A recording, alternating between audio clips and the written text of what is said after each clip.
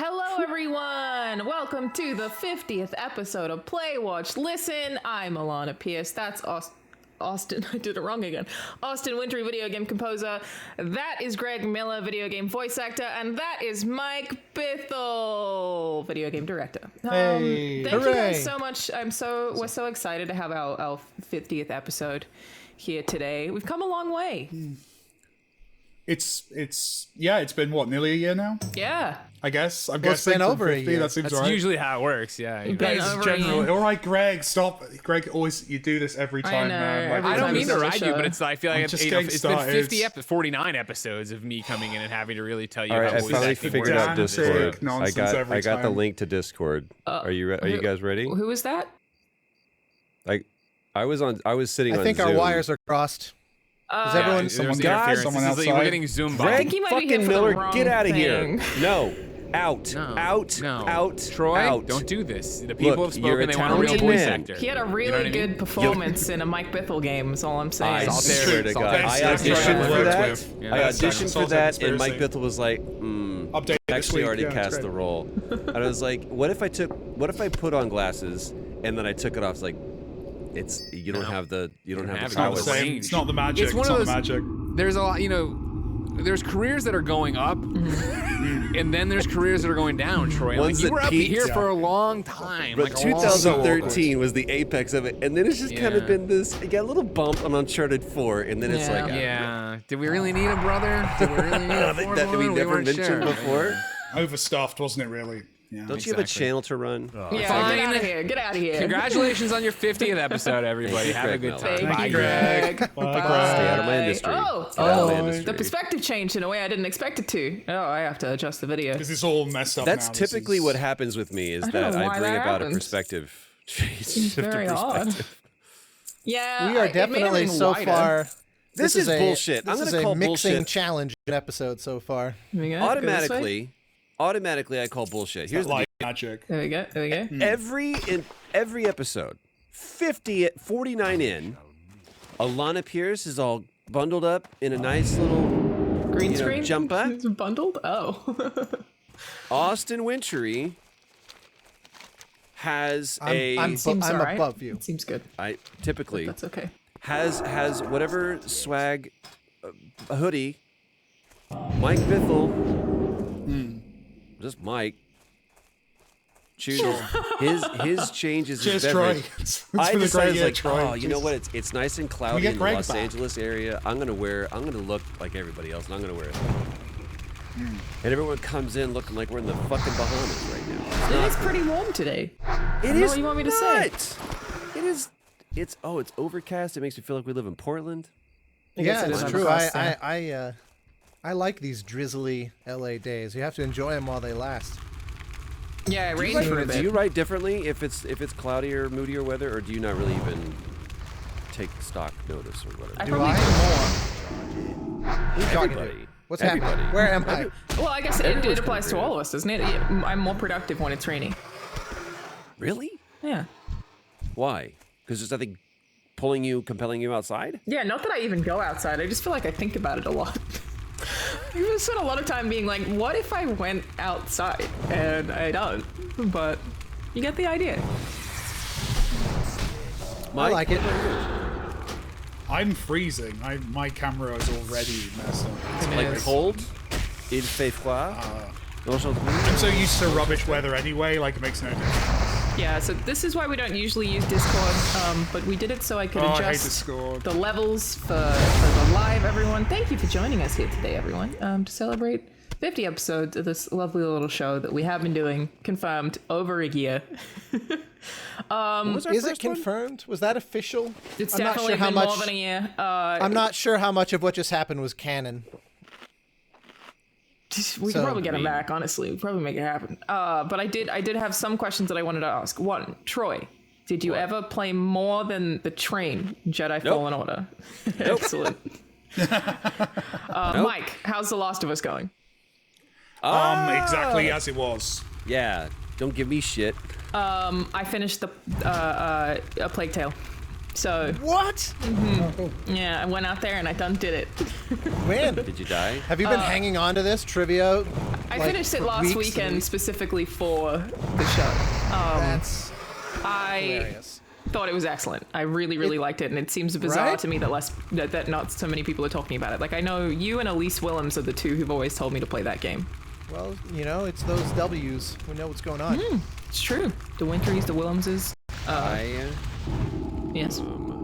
It crossed over 1 million units sold, so it wasn't a failure by any stretch, but it wasn't as ecstatically talked about as I thought it would be after I played it and realized this is quite good. I It's even really enjoyed the crazy semi-spoilers, or very much spoilers, the crazy tornado boss fight at the end is just so over the top, but it kind of earns it by the time you get there, and I loved it. I feel so vindicated that you finished it. I feel like I've made my mark on society now, and like Now we get to have Grant I'm Kirkhope replace you. It'll be great. Yeah, that was inevitable.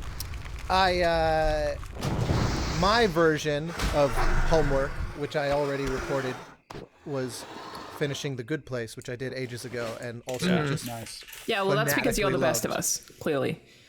You're the only one who's really committed, so we really appreciate that. Oh, as far as like completing your menial task? Mm-hmm. This is Among I thought Us? that just Do meant your broadly tasks. speaking. Did you finish Mandalorian, Troy?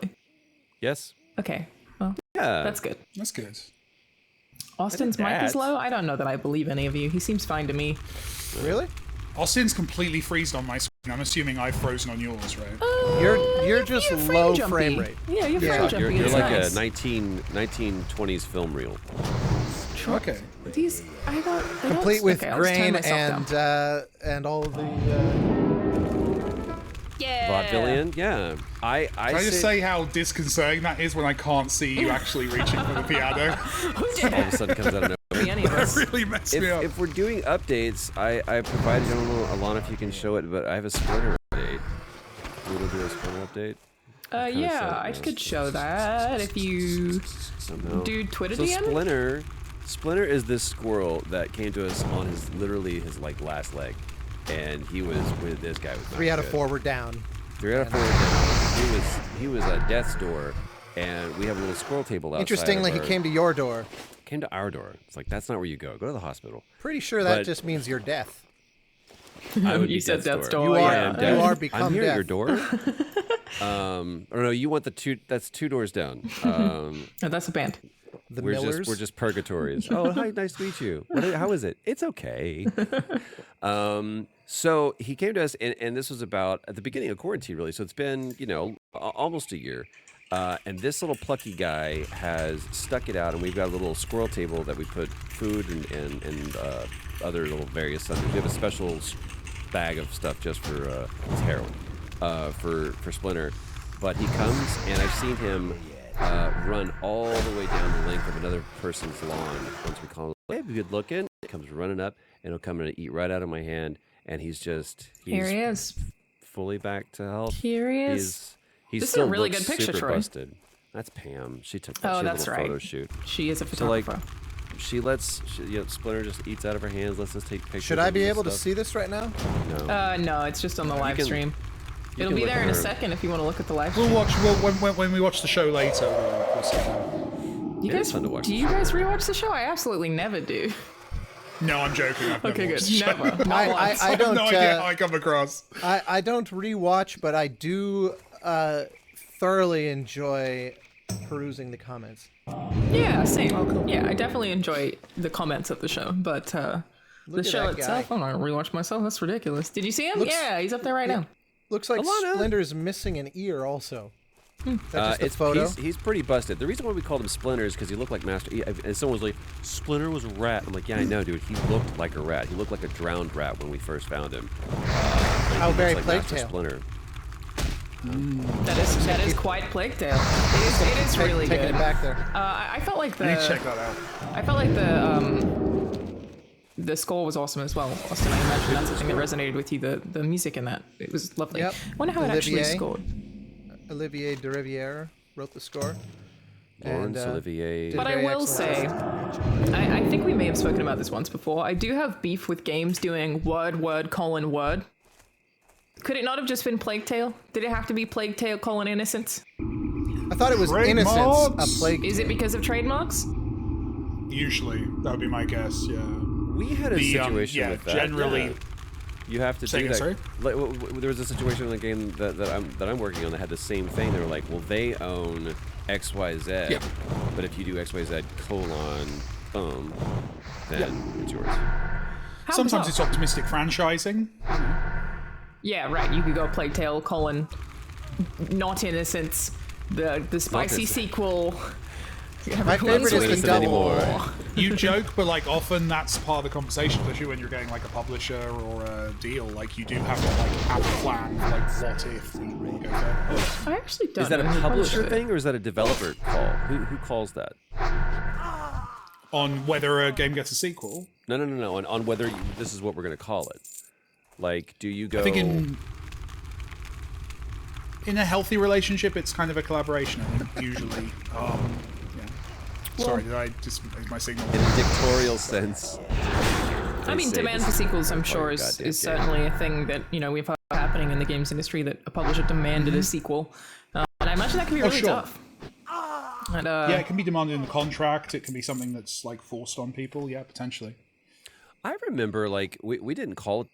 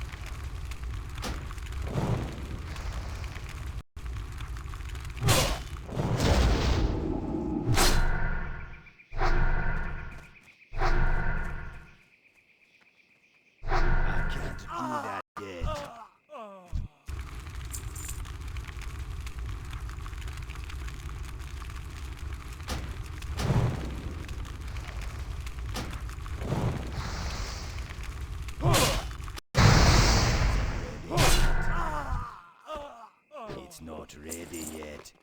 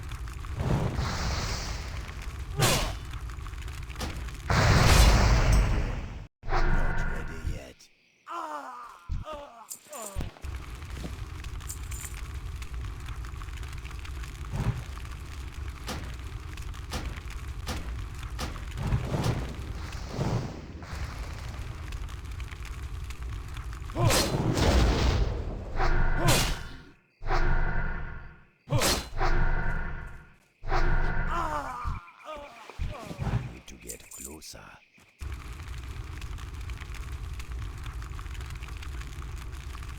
Out of range.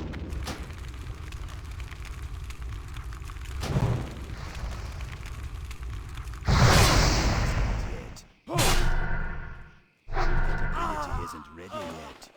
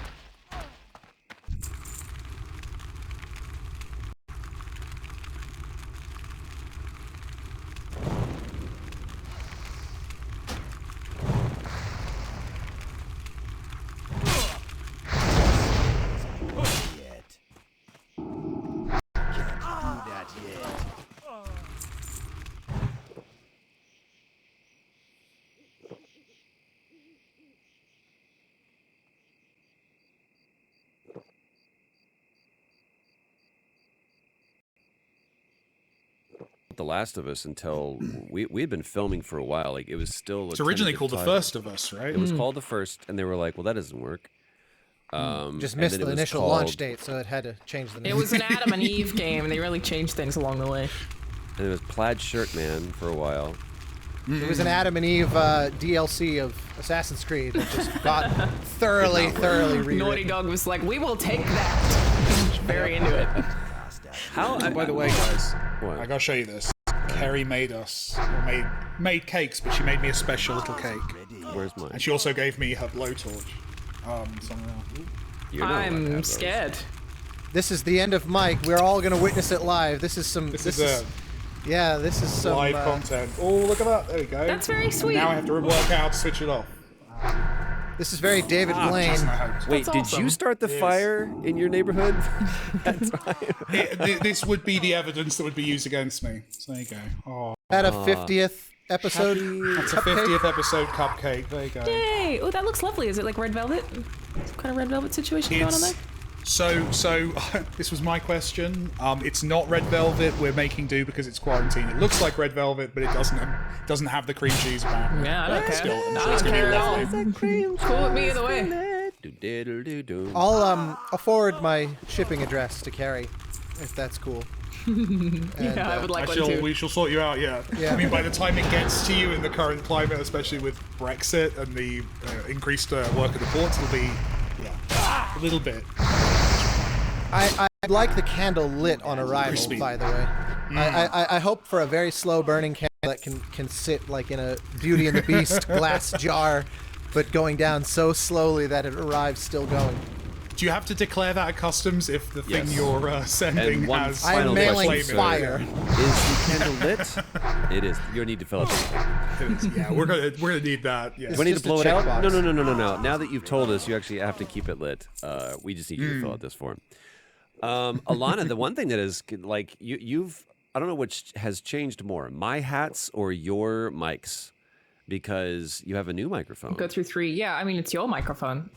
This It is is my the Wave 3, which most of my friends use, and I like it a whole lot. It's the only mic that has gotten me away from super hardcore audio nerd. It's a USB mic. And it's a USB mic, and it's awesome. Yeah, I like it a lot. But I'm having this issue the last 3 times I've tried to use it where I have to unplug it and plug it back in, or my computer just has no levels. That's a tech support. I would also say I don't think I had my kitchen in the background for any other episodes, but here we are. No, it's a But different. at least you angle. have I the like it. cyberpunk chair, so we can, That's true. Yeah. we can set aside We can conspiracy deduce from theories. that. Important Are we stuff. going to talk about that? Wow, is that awful? Yeah, I mean we can. So CD Projekt Red tweeted yesterday. I sent it to you guys. Yeah, that was the Important first thing I saw update. when I woke up this morning. Was your message? I so- felt like it was very similar to like Harrison Ford's speech in Air Force One at the very beginning. He's like, "We will not negotiate. We will not be afraid. It's your turn to be afraid." How does he do it? You know, I just don't understand how he does it. How does Harrison Ford do that? Yeah, A Harrison lot Ford of weed. specifically. with as little energy as possible. Yeah. My Secretary of State in that scene is so great. He's just like, "Well, you just did it, didn't you? I want a president like that." You want to know Yeah. my favorite That movie's trivia so about good. that movie? Wolfgang Peterson directed that film, He did. and It had a different soundtrack. yes, do you know I said who? podcast deja vu. Did I bring that up on this before? You 100% did. Yeah, we've done it Oh, live. We've God done it live. damn it! God Yeah. damn it! There's no way I would have found that out in any other context other than this podcast. Well, tell the it's story such again, a sorry. perfect. It's I such a didn't swear. perfect. No. That's good. I would have read in the comments that this was sorry, man. brought up, so you've spared me. Yeah, we keep doing that after a year, apparently. We think that's what started. It's this like in tangent. the it's like in The Simpsons when they show the trailer for the Itchy and Scratchy movie, and the very end says movie contains 25% additional footage or something like that, where it's basically all there already. But yes, our dear Randy Newman wrote the original Air Force One score, and You got a plane. he was replaced in less. Get off of my plane, don't be here. Russian terrorist, you gotta go. It's like clairvoyance. Oh, incredible. What I love is that Troy has. It's like at this point, Troy is so committed to the brand of hating Randy Newman that even if he secretly loves him, he would never admit it I publicly. can't. I'm too committed to the Yeah, fact. your you're identity like now. you're On deep my in. deathbed, it's like this confessions of everything will be like, and I love Randy Newman. And Austin will be like, fuck! I knew it. I knew it all along. President got on his plane, but he don't know how to I mean, we could get just do this for him. the rest of the episode. That seems fine to me. This is what the audience wants. Yeah. This is the I'm content. cool with it. I love that it was It a would be very terrible if this short became a video road. game I know. podcast. This many It was a episodes very in. short road from CDPR to Right, I feel Troy like singing as Randy All right, Newman. let's circle back to that. 'Cause that's Sort far of more one of the important. most serious things that's happened in the games industry. It's incredibly Buckle up, brutal, and you were like, you got a friend. You made it that. So they tweeted at about midnight Pacific time last night. Yesterday we discovered that we have become a victim of a targeted cyber attack due to which some of our internal systems have been compromised. An unidentified actor gained unauthorized act, and a lot of people have been thrown off by actor. It just means person who acted upon a thing, not an actual. It's not Troy. Yeah. I wondered for a second if it was like, Do I if it know was it? an actual actor. Because then I started thinking about it as like, this is like a message that you get from the Matrix, and so I started drawing all these conclusions about for some reason And Keanu it was Reeves. Keanu Reeves. Gained unauthorized access to our internal network, collected certain data belonging to CD Projekt Capital Group, and left a ransom note, the content of which we will be released to the public. Although some devices in our network have been encrypted, our backups remain intact. We have already secured our IT infrastructure and begun restoring the data. They said they won't negotiate, they're still investigating, etc. And they also published the ransom note, which says, "Hello, CD Projekt. You have been epically pawned," which... Oh my god. Get it? Really nails Get the it. demographic of the hacker. Oh. Yeah. So we we're have- looking for a millennial. No, I don't think millennials say pawned. I think you gotta be 40 to say that word these days, but I don't know. Millennials are getting up there now. Like, the millennials are nearly in 40, right? I think I'm a millennial. I am 27. So almost I'm 40. a millennial and I'm Well, 35. but all these, so, like, isn't you there can- at least a 10-year we're getting range there. to all these labels? Anyway? Yeah, that's true. Yeah. They continued, we have dumped full copies of the source codes from your Perforce server for Cyberpunk 2077, Witcher 3 Gwent, and the unreleased version of The Witcher 3. We have also dumped all of your documents relating to accounting, administration, legal, HR, investor relations, and more. Also, we have encrypted all of your servers, but we understand that you can most likely recover from backups, which they did. If we will not come to an agreement, then your source codes will be sold or leaked online, and your documents will be sent to our contacts in gaming journalism. Your public image will go down the shitter even more, and people will see how shitty your company functions. Investors will lose trust in your company, and the stock will dive even lower. You have 48 hours to contact us. So, I, now being in dev, read this and read the word Perforce and was like, oh my fucking god. This is real. absolutely mortifying. The idea that this could happen is truly fucking terrifying, but I feel like, Mike, you're probably the best person to speak to. What would happen if everything that CD Projekt had ever worked on, all their source code, was leaked online? What does that actually mean? I mean, it means, I think the source code aspect of it means exactly what people would expect it means. Like, it means that you'd have access to every asset. Again, you'd also, presumably, they would also have all of the assets used to make the games, all the art assets, all the stuff that, the working files. So, you know, if you think about, like, the word processor you use and then you export a PDF, it would be both the PDF and then the Word document as well. So it would be all the work leading up to the game. The bit that really matters, in my opinion, and the bit that's really scary is all that HR stuff, all of that private information about employees. So they That's said the thing that, to like, the best of their ability, and that's the only reason that I didn't bring it up, is, you know, the thing that is clearly the most important is my brain goes to, am I going to get doxxed? They have my home address. But they did say... very probably. Well, no, they said that the compromised systems did not contain any personal data about players or use of services. It is entirely possible that any parties that may have been affected due to the breach, they said they're contacting them, but I don't know. I have no idea if this affects, a lot of the people I know who work there. It's brutal, but I feel like that part is probably okay, and I feel like if it weren't, I probably would have received an email. Just my logic. I hope so. I hope so. I really hope you're right. That's yeah. Does it precipitate or necessitate rather a complete that has engine, that has everything. So in order to, do you have to burn do you? I don't know if you say it, but Austin Wintry, whom I believe you guys have met, the whole thing of Gene Hackman in Enemy of the State, where he was like, "You made a phone call." You made a phone call! And he torches his entire place. And he's like, I was secure for 25 years. Is it that kind of thing where it's like, we have to burn this thing down and completely rebuild it back up? Because if we don't, there could always be a backdoor into our system because someone would have the source code. They would have everything. Is it that fundamental and widespread? I would think source code for the game is not the same as network. Well, we also, even if the source code leaks, it's not the same as network access. Not that it seems like they got everything they needed, but it wouldn't be them leaking network access to everyone. The source code isn't necessarily useful if we don't have all of their tools as well. But I mean, again, we might have that as well. They could, yeah. We don't know. It essentially means that everything that they've ever made is available to absolutely everyone, which devalues everything they've made. But I don't know that this has happened before. Not in this space. With games before, right? I think games have happened like this before. Well, I have to ask also, is it potentially a bluff?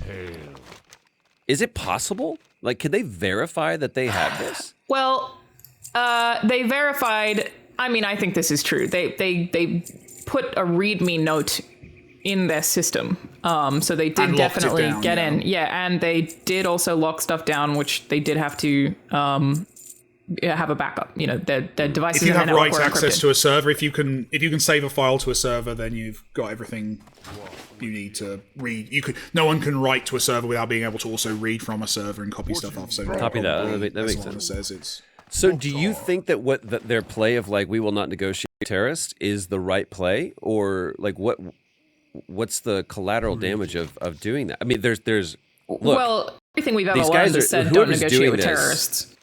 Yeah, but that needs to be said. The people that are doing this are, no matter, I don't care what you find out about CD Projekt Red, there is nothing you can find out that's going to make them look worse than you. This isn't cool. There's nothing that's laudable about this. You're a despicable person. It's a despicable act. I will say that. I will not qualify them as absolutely a despicable person, but it's a despicable act. That is irredeemable. The notion though of going, fine, we're just going to let this happen and try to pull the punch. I don't know what the play is.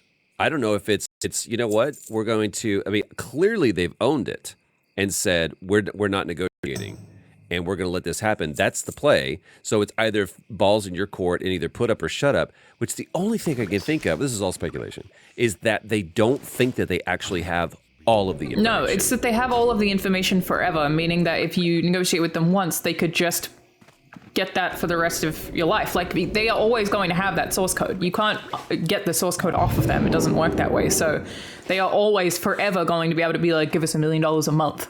They have to just be you do whatever you're going to do.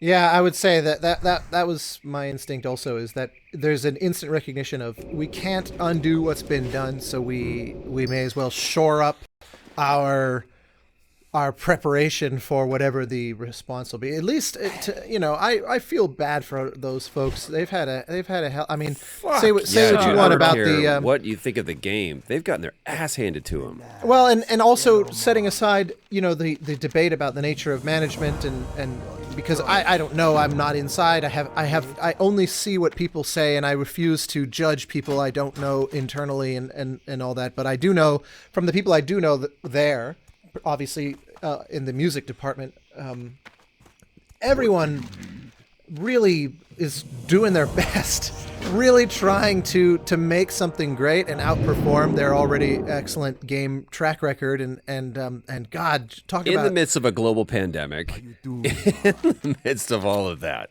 yeah, talk about a It's just been such a bad 12 months for those people. It sucks. Especially if they were in conditions that led to crunch. That makes it all even worse. Like, this happening to people who were working their asses off when they didn't need to be is even worse. It just gets worse and worse. It's just so brutal. But I agree, Trey. This is absolutely irredeemable. A truly disgusting thing to do. That no matter how you feel about the game, is like, I'm never gonna be like, this is the right thing to do. Burn to the ground. Absolutely not. This is real people. Like, if you have beef, you probably have beef with upper management, not with the individual people who are broadly affected by this and having their life's work leaked online. But upper management won't be in any way directly affected by this. they're still getting bonuses. But the entire team whose HR records are in there, if that is the case, and we'll see, then that's a horrible thing. I really hope that's not the case. But yeah, to double back, Mike, what do you think actually happens if the Witcher 3 source code is leaked online? What does that mean? Honestly, technically, I would guess not a lot, because ultimately, I mean, I'm assuming all these games are already pirated anyway, so you can, if you want to play any of these games without paying, fully moddable, have at it, right? Like, all moddable. You've got everything's actually out there from like most users' point of view. So I guess there's theoretically like a competitor could get a look under the hood, but again, like, the games industry generally, and I guess that will bring us eventually to the other big topic of the week. I was going to say, this is a great segue. I see it coming. Most secrets in game dev don't stay secret very long. There's a GDC talk. There's a conversation down the bar between two respected people. Like, ultimately, Companies I don't think there's probably just in terms of, there's explicit sharing, like yeah, like, come on over to our studio so we can show you how this thing works. We know you're working on something kind of similar. Like, I hear stories like that all the time amongst devs. So it's Sony's embarrassing. Really collaborative. Like, it's embarrassing, but it's really cool. say again. Sony's really collaborative. It's really cool. Mm-hmm. Yeah, no, everyone will have already learned all of this. I think honestly, it's embarrassing. It's if there is like, personnel data, legal data, that kind of stuff. It's very telling that, like, when the Sony leaks happened, for example, I assume that included a bunch of footage of movies and stuff like that. Was it Sony? It was Sony, wasn't it? Yeah. Hit by, yeah. But the stuff that was actually headlines, the stuff that was actually damaging to Sony was all the email records, was all of the stuff that was more like salary negotiation kind of shit. Yeah. So I'd imagine that's the more damaging stuff rather than what's on their hard drives with the game. Like, that's stuff ultimately hackers have already probably gleaned most of the stuff that's interesting from Cyberpunk already, I would assume. Again, the game is already moddable. It's, that is already a thing we can do. I guess at least this wasn't October that this happened, or imagine with everything going on. Well, that's where it would have had a material impact, right? Because that would have preceded the game coming out and selling all the copies it did. So yeah, I don't know. I'm sure I'm wrong. I'm sure there's layers to this that I'd be missing, but yeah. It's an immediate reaction. The human side's more damaging than the game. There's a different point between, like, here you can play the game for free. That would obviously have had an impact, but if it had come out right before the game was going to ship, there's still pre-orders there. I don't know. I guess you could cancel your pre-orders, but people who don't pre-order and buy day one or buy week after that surely would have impacted. But it wouldn't have made too much of a difference, because it's really the console version that is a major problem. So you even if you could rip the code and play the game, it would have technically been the same thing reviewers played, which I think overall got like an 8 or something. Like, I think it's the console version that funny to imagine impacted them. Right. It's funny to imagine an alternate. You can rip that code, but how are you presenting it? It's like someone running down the street with all of the ingredients to a cake. You still got to fucking bake it. But what I was going to say was the impact of the leaks for The Last of Us did not have an impact on the sales. Yeah. At least that we can measure. Who's to say? But it didn't. It still outperformed what they expected it to do, even in light of that. I'm curious though, Mike. What were you going to segue into? You're like, this is a perfect segue into that. Is this the WB? I was going to say that, like, one of the strengths of this industry is that ultimately there aren't many trade. There's trade secrets, of course, especially like with the engine companies. There's a lot of patented tech, a lot of private tech that's not known.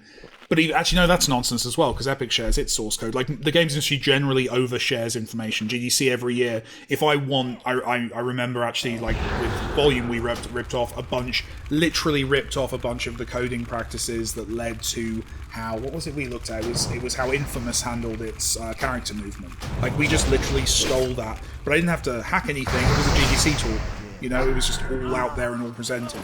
So the games industry generally shares, because we all understand that our innovations, our unique, interesting thing that makes our game work, is built on top of a bunch of mechanics that we're taking from other games, which brings us to the patent issue with Warner Brothers, where they're locking down a mechanic, which is generally massively frowned upon, because that's not... You don't get the Mordor games. Sorry, Shadow. I still call it the Mordor game. I still struggle with that. You don't get those games without Assassin's Creed. Or Batman. You don't get those which games I guess they own, without Batman, which they own, but still. Like, you've got everyone's building on the shoulders of everyone else. That's the games industry. That otherwise all art. That's all human activity. Right? Exactly. The interesting component to the conversation, though, that I think is worthy of at least talking about is, and I understand Warner Brothers is that their daddy Warboss, right? So that they give an allowance to Monolith, who's the teenager that gets an allowance for mowing their lawns. Anything that is created under that banner, Monolith, unless there's something that's negotiated, is the property of Warner Brothers games. Correct. So they developed Warner Brothers owns the lawn, even if they mowed it. Yeah. Exactly. Well said. But they keep all the bags of grass clippings in the garage too. But the people that did the work, I mean, not to get political, but you know, capitalism has some slight flaws, you know, some slight issues. I can't think of any. But it also allows... What about this? But what about this? I mean, I don't want to derail you, Troy, but what about this targets capitalism for you? I mean, when someone finances something, it's still pending a negotiation. People, for example, it's not a default position that if you pay me, you automatically own what I create. Everything is a negotiation. So, I was taking a cheap shot. It would be really cool if, you know, the people who made things got to benefit from the production of that. But to be honest, we're moving into like socialist theory at a larger scale, and probably it's beyond the scope of this conversation. I was using it in a very facetious, jokey way. Kind of on brand, though, right? Somehow let's talk about Jesus and Star Wars, and we'll take every box. I was making a cheap joke, to be honest, Austin, is the answer to your question. I was making a cheap joke. Yeah. But Carry on, Troy. All right. I got you. I would throw it back to you, Mike. If you created, if you created something like they did, which was truly an industry shifting event. They did. I mean, you could trace their lineage back to fucking Pong if you wanted to. It's like, if we didn't have this, we wouldn't have this. If we didn't have this, but there are direct ties to Assassin's Creed, to especially the fighting mechanic in Arkham, specifically. So it's a natural progression and an evolution of those mechanics. But what they did with the Nemesis system is what made... They didn't care about those Lord of the Rings. They didn't care about anything other than the fact it's like, wow, this is the first next-gen game that we've really seen. Something that really utilizes the power that's under the hood. If you had created something like that, and you did it under the auspices and the shingles of whomever, and they decided that they were going to patent that, can you discuss how you would feel about that? Do you feel like that's what I signed up for? Probably I can't talk publicly in that situation, right? Probably that would be in a difficult position contractually. Like, I wouldn't be able to criticize them publicly, but I'd definitely be complaining to my friends about it. That sucks.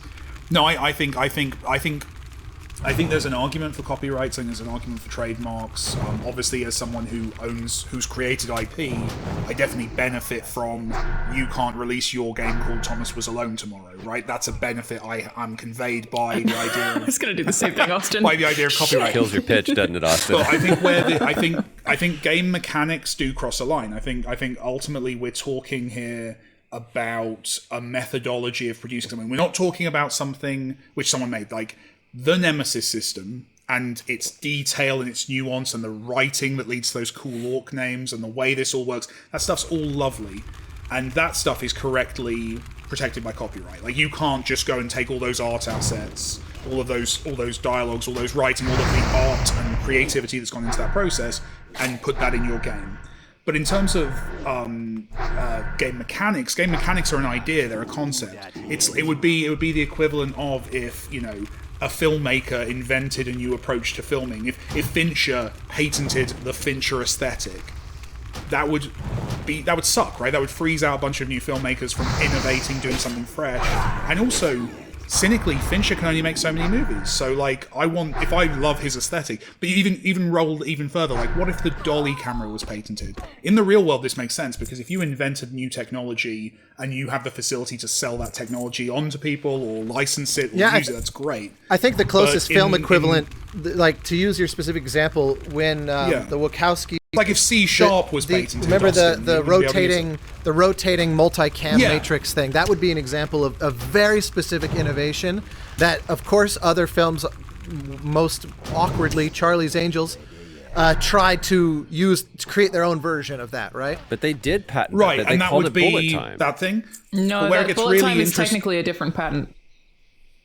Is that because and also that I was think that for might not. I think that Max might be a Payne? trademark.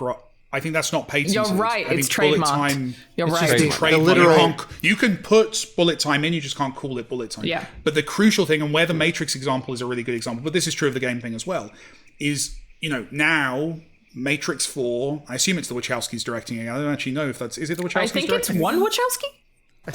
One Wachowski. They so. are involved Wachowski. to one degree. Right.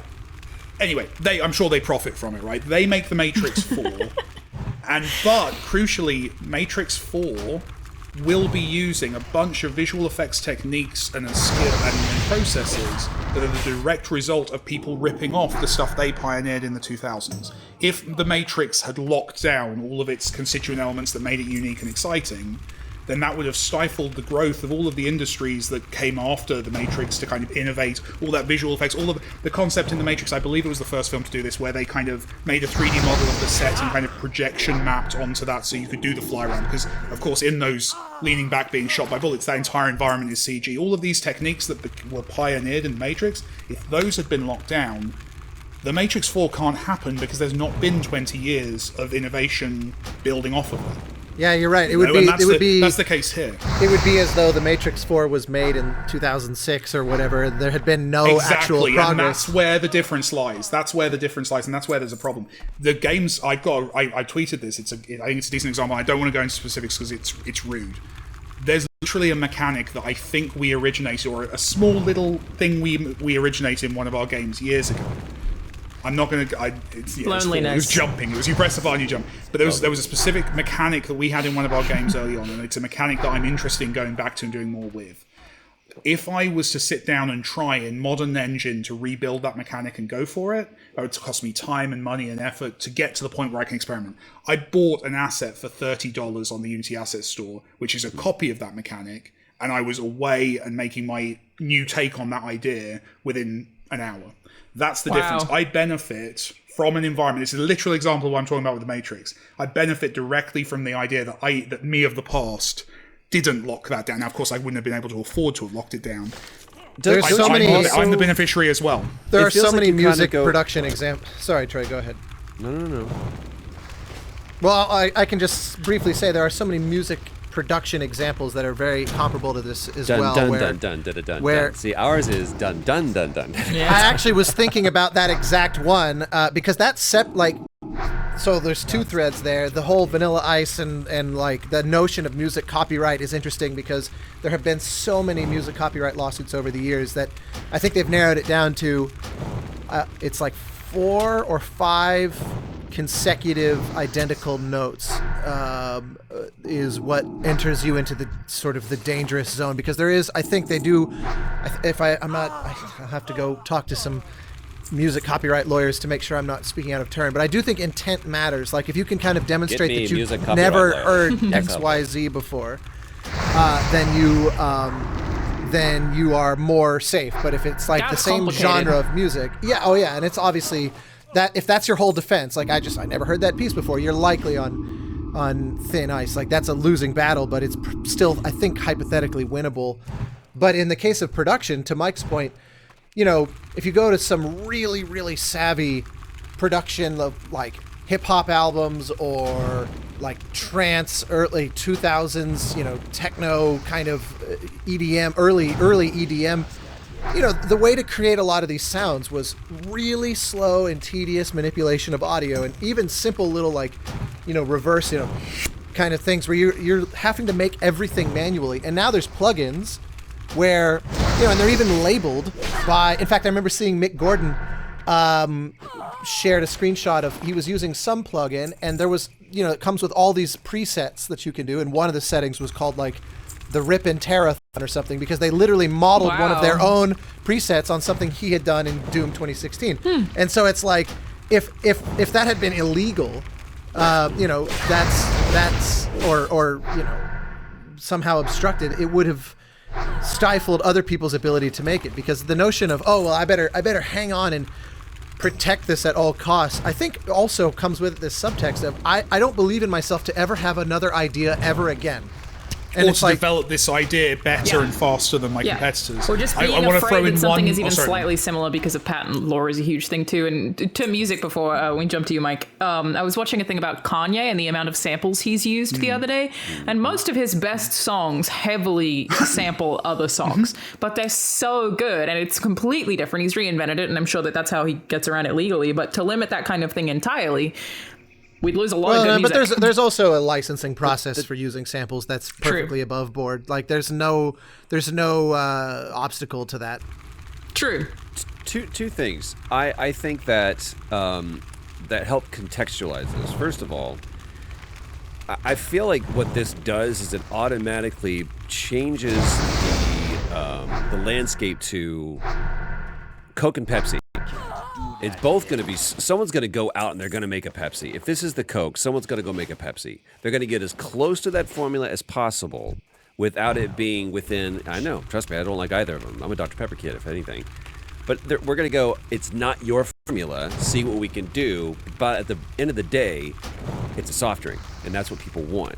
So then you start marketing the Nemesis system, or do you want the enemy system? Do you know what I mean? Like you're going to get as close to it as possible, and it becomes a blatant alternative to it, which defeats the purpose, because you're not the only one selling Coke, or you're not the only one selling soda. So the other thing is that I that is a Texas thing, isn't it? My mom, who grew up in Arlington, says Coke. Can I get a Coke? It's a What kind of placeholder Coke? for all forms of soda. Really?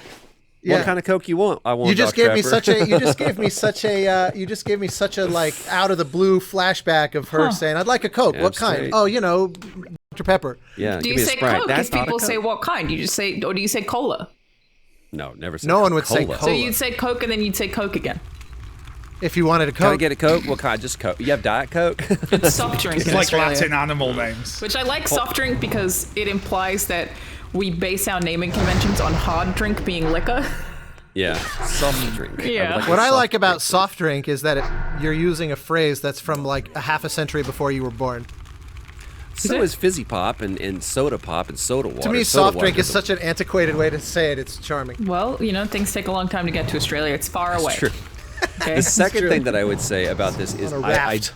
do feel before it's easy to vilify, but I look at this from a different perspective and go, okay, instead of assuming that Warner Brothers Games is this evil, muhahaha, people filled with machinations and trying to control the industry, they're looking down the pike and going, at some point, us making video games is not going to be sustainable.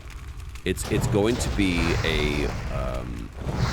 game prices are going to go down.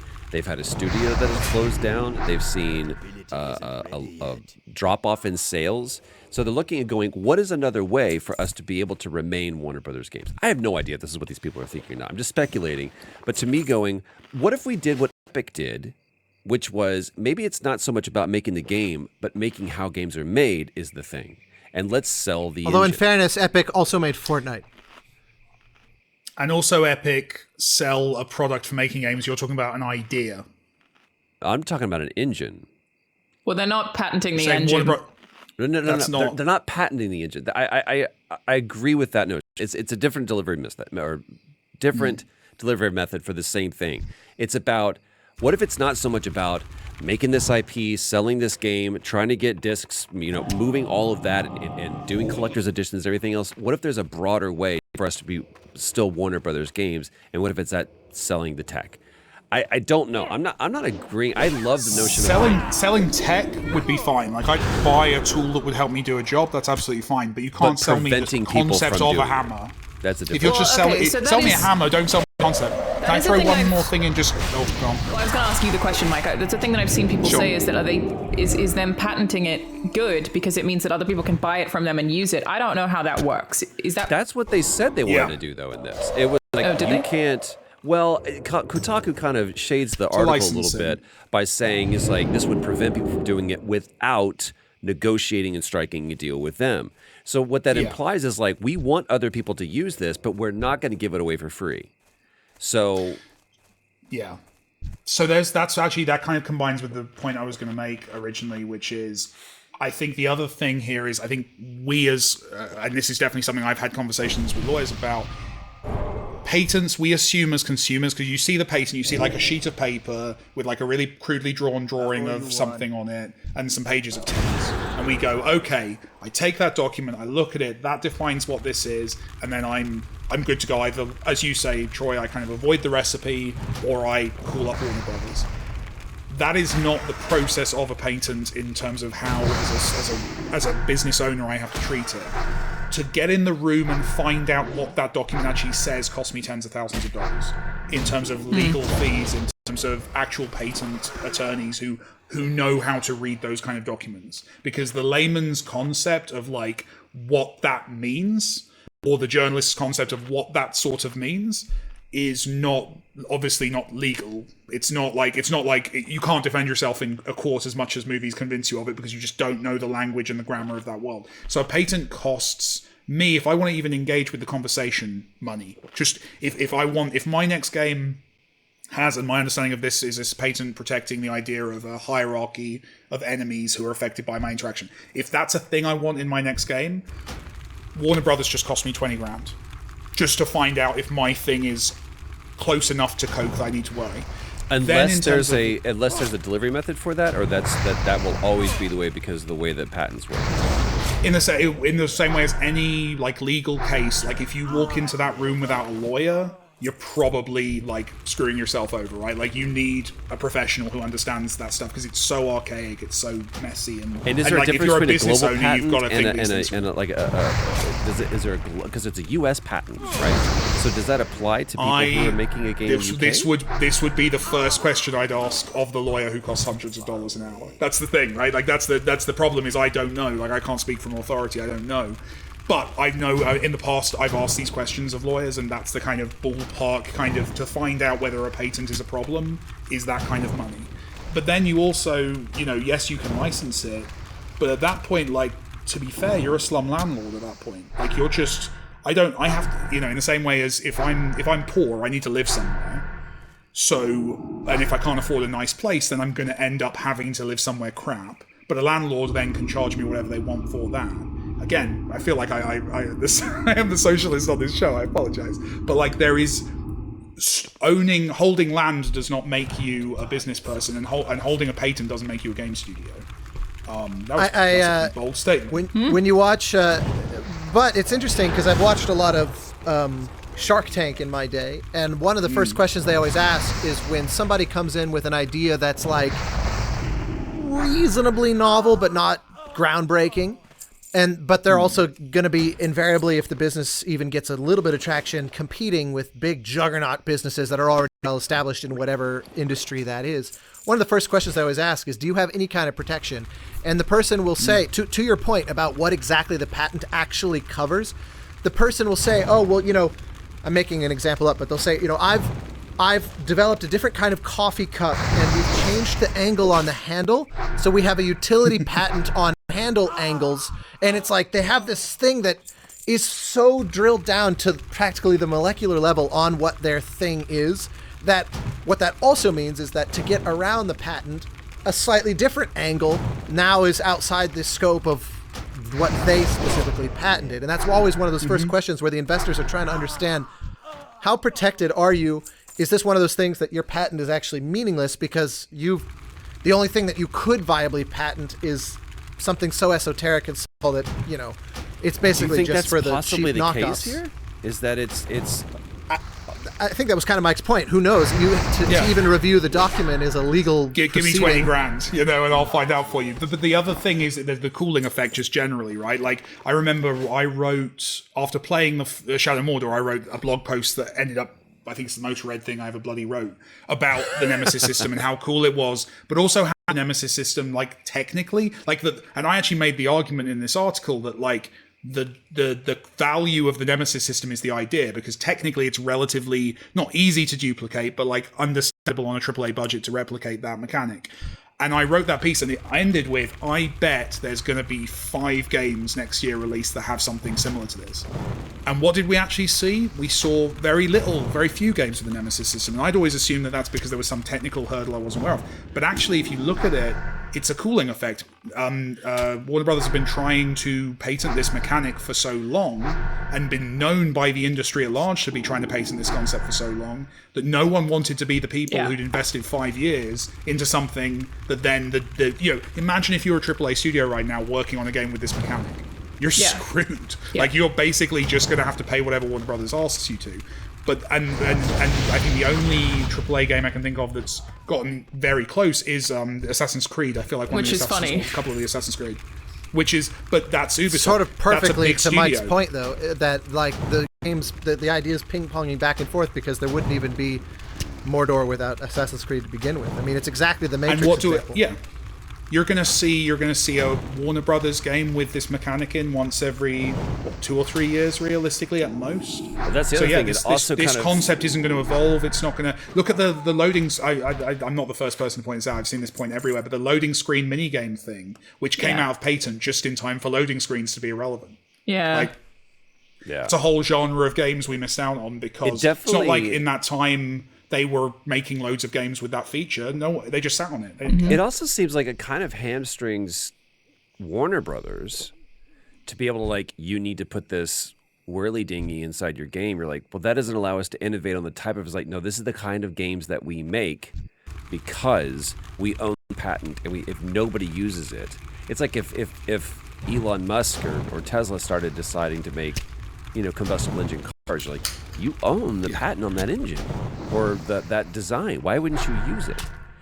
So it reminds me of that's a weird part is that they haven't been using it the whole time. I wish it were in Mad Max. It would have been so neat to have a Nemesis system in Mad Max. But that was the developer and Avalanche. I don't think had the ability to do that. Like, that was a very ambitious game for Avalanche, and they had been working on that game for so long, and they weren't competing with or even contemporaries. I mean, fucking Shadow of Mordor was in development for forever, and it's because that's what they worked on first. I keep seeing people make... That's the beauty... Sorry, go on. I keep seeing people... I think we were going to make the same point. It keeps happening. No, I don't know. I keep seeing people make references to what if id had patented the first-person shooter. And I mean, naturally, that's... To me, my head goes, I don't think that would have worked out because that's an entire video game genre rather than just a piece of an idea. That seems... Because they didn't patent it. Right.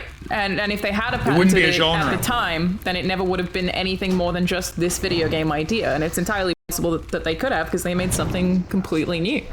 I think that's such a perfect third-person example. action game isn't a genre until you let it be a genre. Like, Yeah, I think to Mike's point about Matrix 4 benefiting from the interstitial 20 years of people building up on what the first 3 Matrix films did. Imagine, think of the glory kill in the recent Dooms as I feel like that whole sort of sub-mechanic is a direct result of them saying, how do we push the first-person experience further, and which they would not have had the inclination to do if there hadn't been the last 30 years of other people making cover systems. Just a little niche feature. Cover systems. Right. Imagine if cover systems had been locked down from... What was it? Well, it wasn't Gears of War. Well, Gears popularized it, and then GTA. Gears popularized it. Who did it first? I'm not sure. Is it Siphon Filter? Yeah, maybe. Not Siphon. Anyway, but imagine if that thought had about got in a long locked down. That would have if cover-based action had been locked in at that point, we would have a completely different. I mean, every first-party PlayStation game would be different, right? Like that's a massive impact on everything that's come since. And that's the issue here. The other thing that's interesting is it's yes, it's a complex mechanic, but one of the funniest things I saw was when this news story broke, there was an indie developer who went on stream and had made like a grey box UI version of this mechanic in 6 hours in Unity as a fun messing around kind of thing based on this. I think mainly as a troll. And yes, that would not have been like a shippable AAA game mechanic after 6 hours. But how much would the AAAs benefit from 50 indies making a sloppy version of that system that they could then recycle back into their next game? It's closing a door, and I think that's a shame. For sure. With your collective permission, since I know we're coming up on the end of our time here. Yeah, I do have to get back to work. I have to drop some trivia because today is a unique day of the year, and it's wonderful. It's just wonderful. February coincidence 9th. that we would That's be. Right. Yeah, I forgot. Today is the day of. Today is the day where groundhogs get eaten or something. No. So yesterday, the two colossus composers in Hollywood history are John Williams and Jerry Goldsmith. Yesterday was Williams' birthday. Tomorrow is Goldsmith's birthday. So we are in that magical little day. And today is our 50th birthday. So here's some cool trivia for you that a friend of mine shared in response to this same phenomenon. A good friend of mine who was is a record label producer who worked with both of them many times. He said, if you look at the 40-year period from 1965 to 2005, 40 years, that's half the film industry's lifetime up to that point. There were only 3 years in which one or both of them was not Oscar nominated. Wow. Can you from 1965 to 2005? And here's another interesting trivia about John Williams specifically, since yesterday was his 89th birthday. 6 toes on left foot. John Williams. A friend of mine made this assertion, and I tried to research it. It looks correct, but I will put the caveat that I couldn't prove it. But if you look at crew members associated with films, and you take all the films that they worked on and create the cumulative box office, you can rank people based on how much money globally their films made. You know, the collect, like, I think it's like Spielberg, the films that he's directed is like a net of something like $10 billion worldwide or something. John Williams, the net earnings of his films in his lifetime makes him the number one in the entire film industry across all categories, with because the unadjusted for inflation is $25 billion. But that's, Star Wars, for example, was $300 million in $1977. So it's, it's closer to $1 billion in today's. Jesus. So it's like, Williams is, he's considerably more than every other director, producer. Well, have you seen his Instagram? It's ridiculous. Like the lifestyle he leads as a result. That is. Actually, the best part is he has the most. Did you ever see there was a video? There was a video that he doesn't even have a cell phone. He literally writes pen and paper, doesn't own a cell phone. Sounds nice. Amazing. Sounds really nice. Yeah, it does. Yeah. I like that. It's he has an incredibly by LA in the LA, adjusted for LA spectrum, he has a very middle class normal house. He doesn't live in some Beverly Hills mansion. And it's nicer home than, adjusted for all median across the United States, but by LA terms, he lives quite modestly. He's an anomaly. There will never be another. Jerry sadly has been gone for almost 20 years now, but how old would Jerry Goldsmith have been? Tomorrow would be Jerry's 92nd birthday. If he died at age 75. So he only had 8 years. Williams. He has 3 years. Williams born 1932, Jerry 1929. I thought John Williams turned 84. 89 yesterday. 89. Yeah, they were close in age, but and Jerry famously scored almost entirely horrible, bad flop. He scored a handful of classics like Alien, Planet of the Apes, Patton, etc., etc. But many movies were just dumpster fires, and the best part of them were the score. So his cumulative lifetime worldwide gross is like $6 billion or something, far behind Williams. Richard Burton has a great Wild. quote. He said, "Even it may be rubbish, but if it is, be the best rubbish in it." Yeah, he was there. The way my agent, who used to rep Jerry, and has all these great stories, once the way he phrased it was, Jerry always scored the movie that the producers thought they were making in their head. That is really good. You know, like they're picturing themselves like at the that. I need to Oscars have winning another. Best Picture, and so Jerry Yeah. scored that vision of the film, and then everybody saw it and was like, "Oh, this is not good." Score's great. Yeah. All right, before we wrap, Thank you for I- indulging my Of trivia. course, thank you for bringing That was trivia. great, man. That was Very great. cool. I'm kind of disappointed that Austin didn't make another wonderful musical for us for 50. He kind of disappointed me a little bit. That was a one-off. Yeah. That Standards was were also a set. pack special, but it's different. We do have new merch. Let me slide it over real quick. Oh yeah, Woohoo! I So haven't if seen you've heard me clicking I haven't. or seen me looking at my PC, it's because I've been trying to get it to go live, but Red Bull will keep giving me this something went wrong area, so I'm gonna have to figure that out. But this is how it looks on my back end. We basically got artist I'm a big fan of, Ollie Hoff. I basically was like, make whatever you want. And so you can see, like, if you're on the live stream, this is the stuff that's disabled. This is the stuff that's enabled. It's on phone cases and cool. stickers and pillows and mugs. Oh, it's on stickers, mate. Yeah, you got it on stickers. You got it on drawstring bags, tablet cases, clocks. I like the clock a whole lot. I Yeah. think that's really neat. So I yeah, might fit it on my ute. nice. A huge thanks to Ollie. All of the proceeds from any of our merch go to charity. And thank you for joining us What? live. I'm joking. Well, I should Yeah, ask you guys everybody. which charity for the record. This month I've been raising money for Color of Change, but I will definitely talk to you guys about that first. But yes, I will get that up as soon as I can. Thank you to everyone who's joining us live here. I think based on the audio, I will probably publish the video as normal on Friday. This is just a live version that apparently sounds kind of bad because it always does. That's us. And we will see you Is for there another... actually a very noticeable difference in Discord than on Zoom? It's very odd, but I can really hear it. It's because Discord filters things itself. It has a different filter system. Generally, Discord audio is better, but it's still, my mic's not being filtered. There's no background noise from any of you right now, though. It's pretty neat.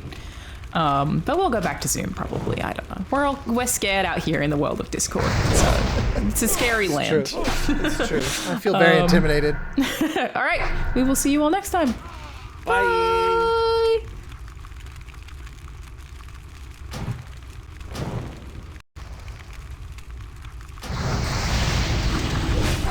Yes. And I said, so if I was falling on a rock, she goes, right. And I said, at the last moment, I jumped up or I stepped off to the side. I was like, would I not make it? And she was like, why would you think that? I was like, because there's a certain coyote Yeah. that always seems to be able to do that. There's a And whole. I just want to know. There was a was whole this happening or not? MythBusters about this, the variation jump on on this the of elevator. jumping in a falling elevator. Yeah, and showing that pushing off of a thing accelerating at that speed does not take away the fact that you're also still accelerating at that speed. Yeah, I Thank you for solving that mystery. you know how you have like friends who are pretty have dumb no but friends. entertainingly Yes, I dumb? have them.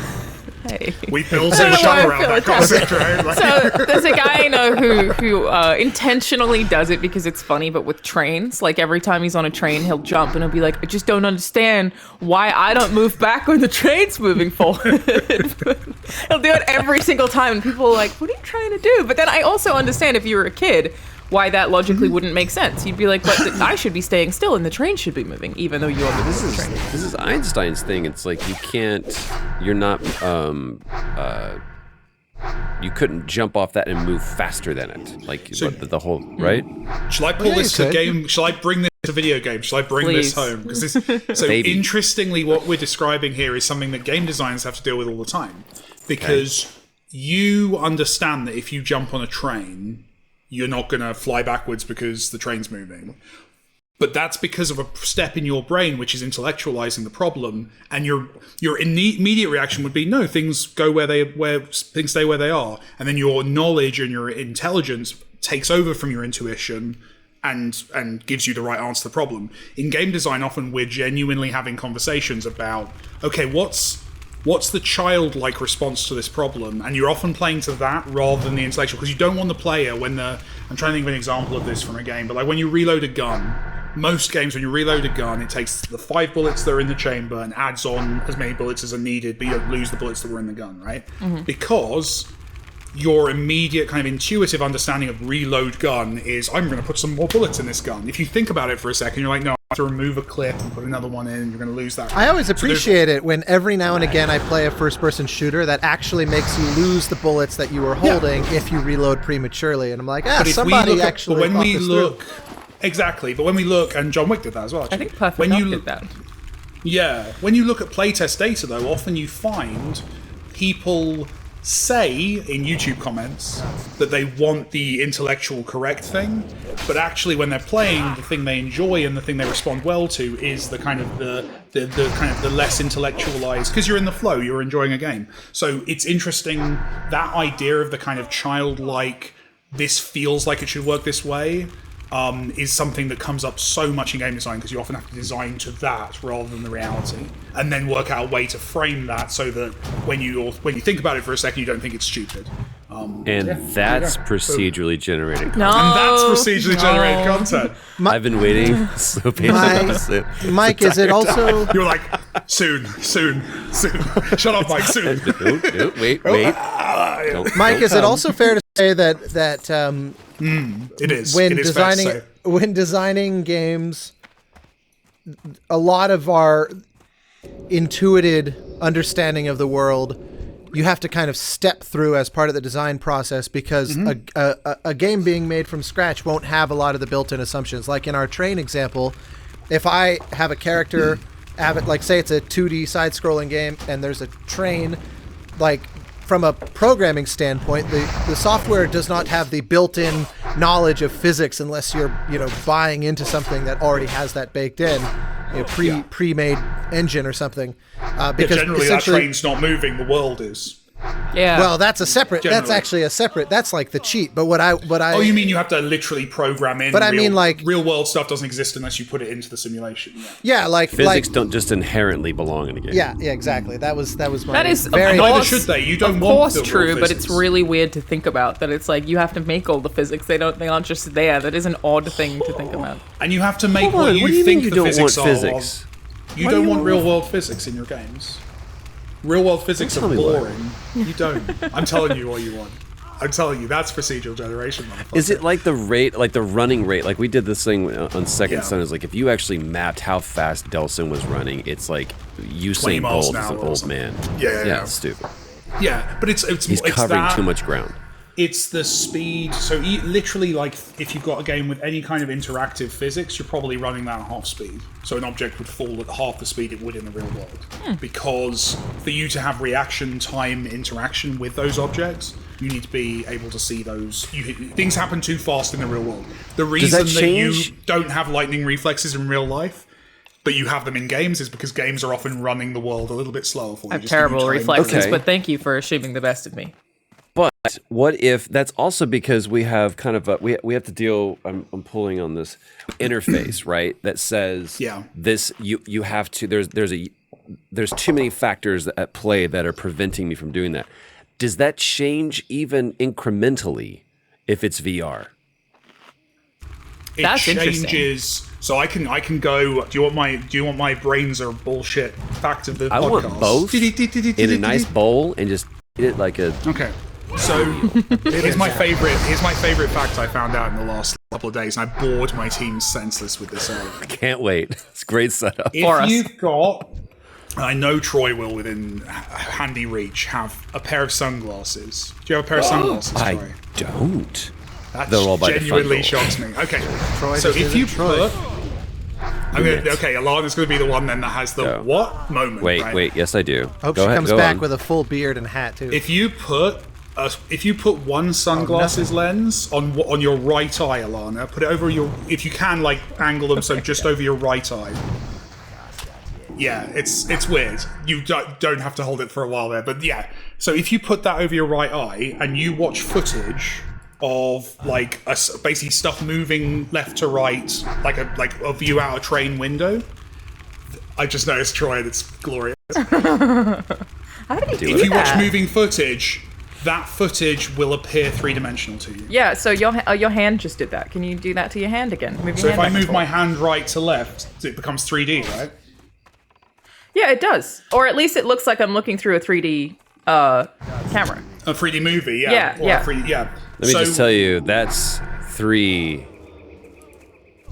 Oh, it's a shame. I was so close. That was So, 3. so it'll work if you want to deep. do it later. Anyone who wants to Why? do this at home, I'm going to get there in a second. So anyone who does it at home, do it with high. The higher the frame rate footage, the better it looks. Yeah, when the I go reason here, I for can't that- see it. Troy is such a derailing. He's a village idiot today.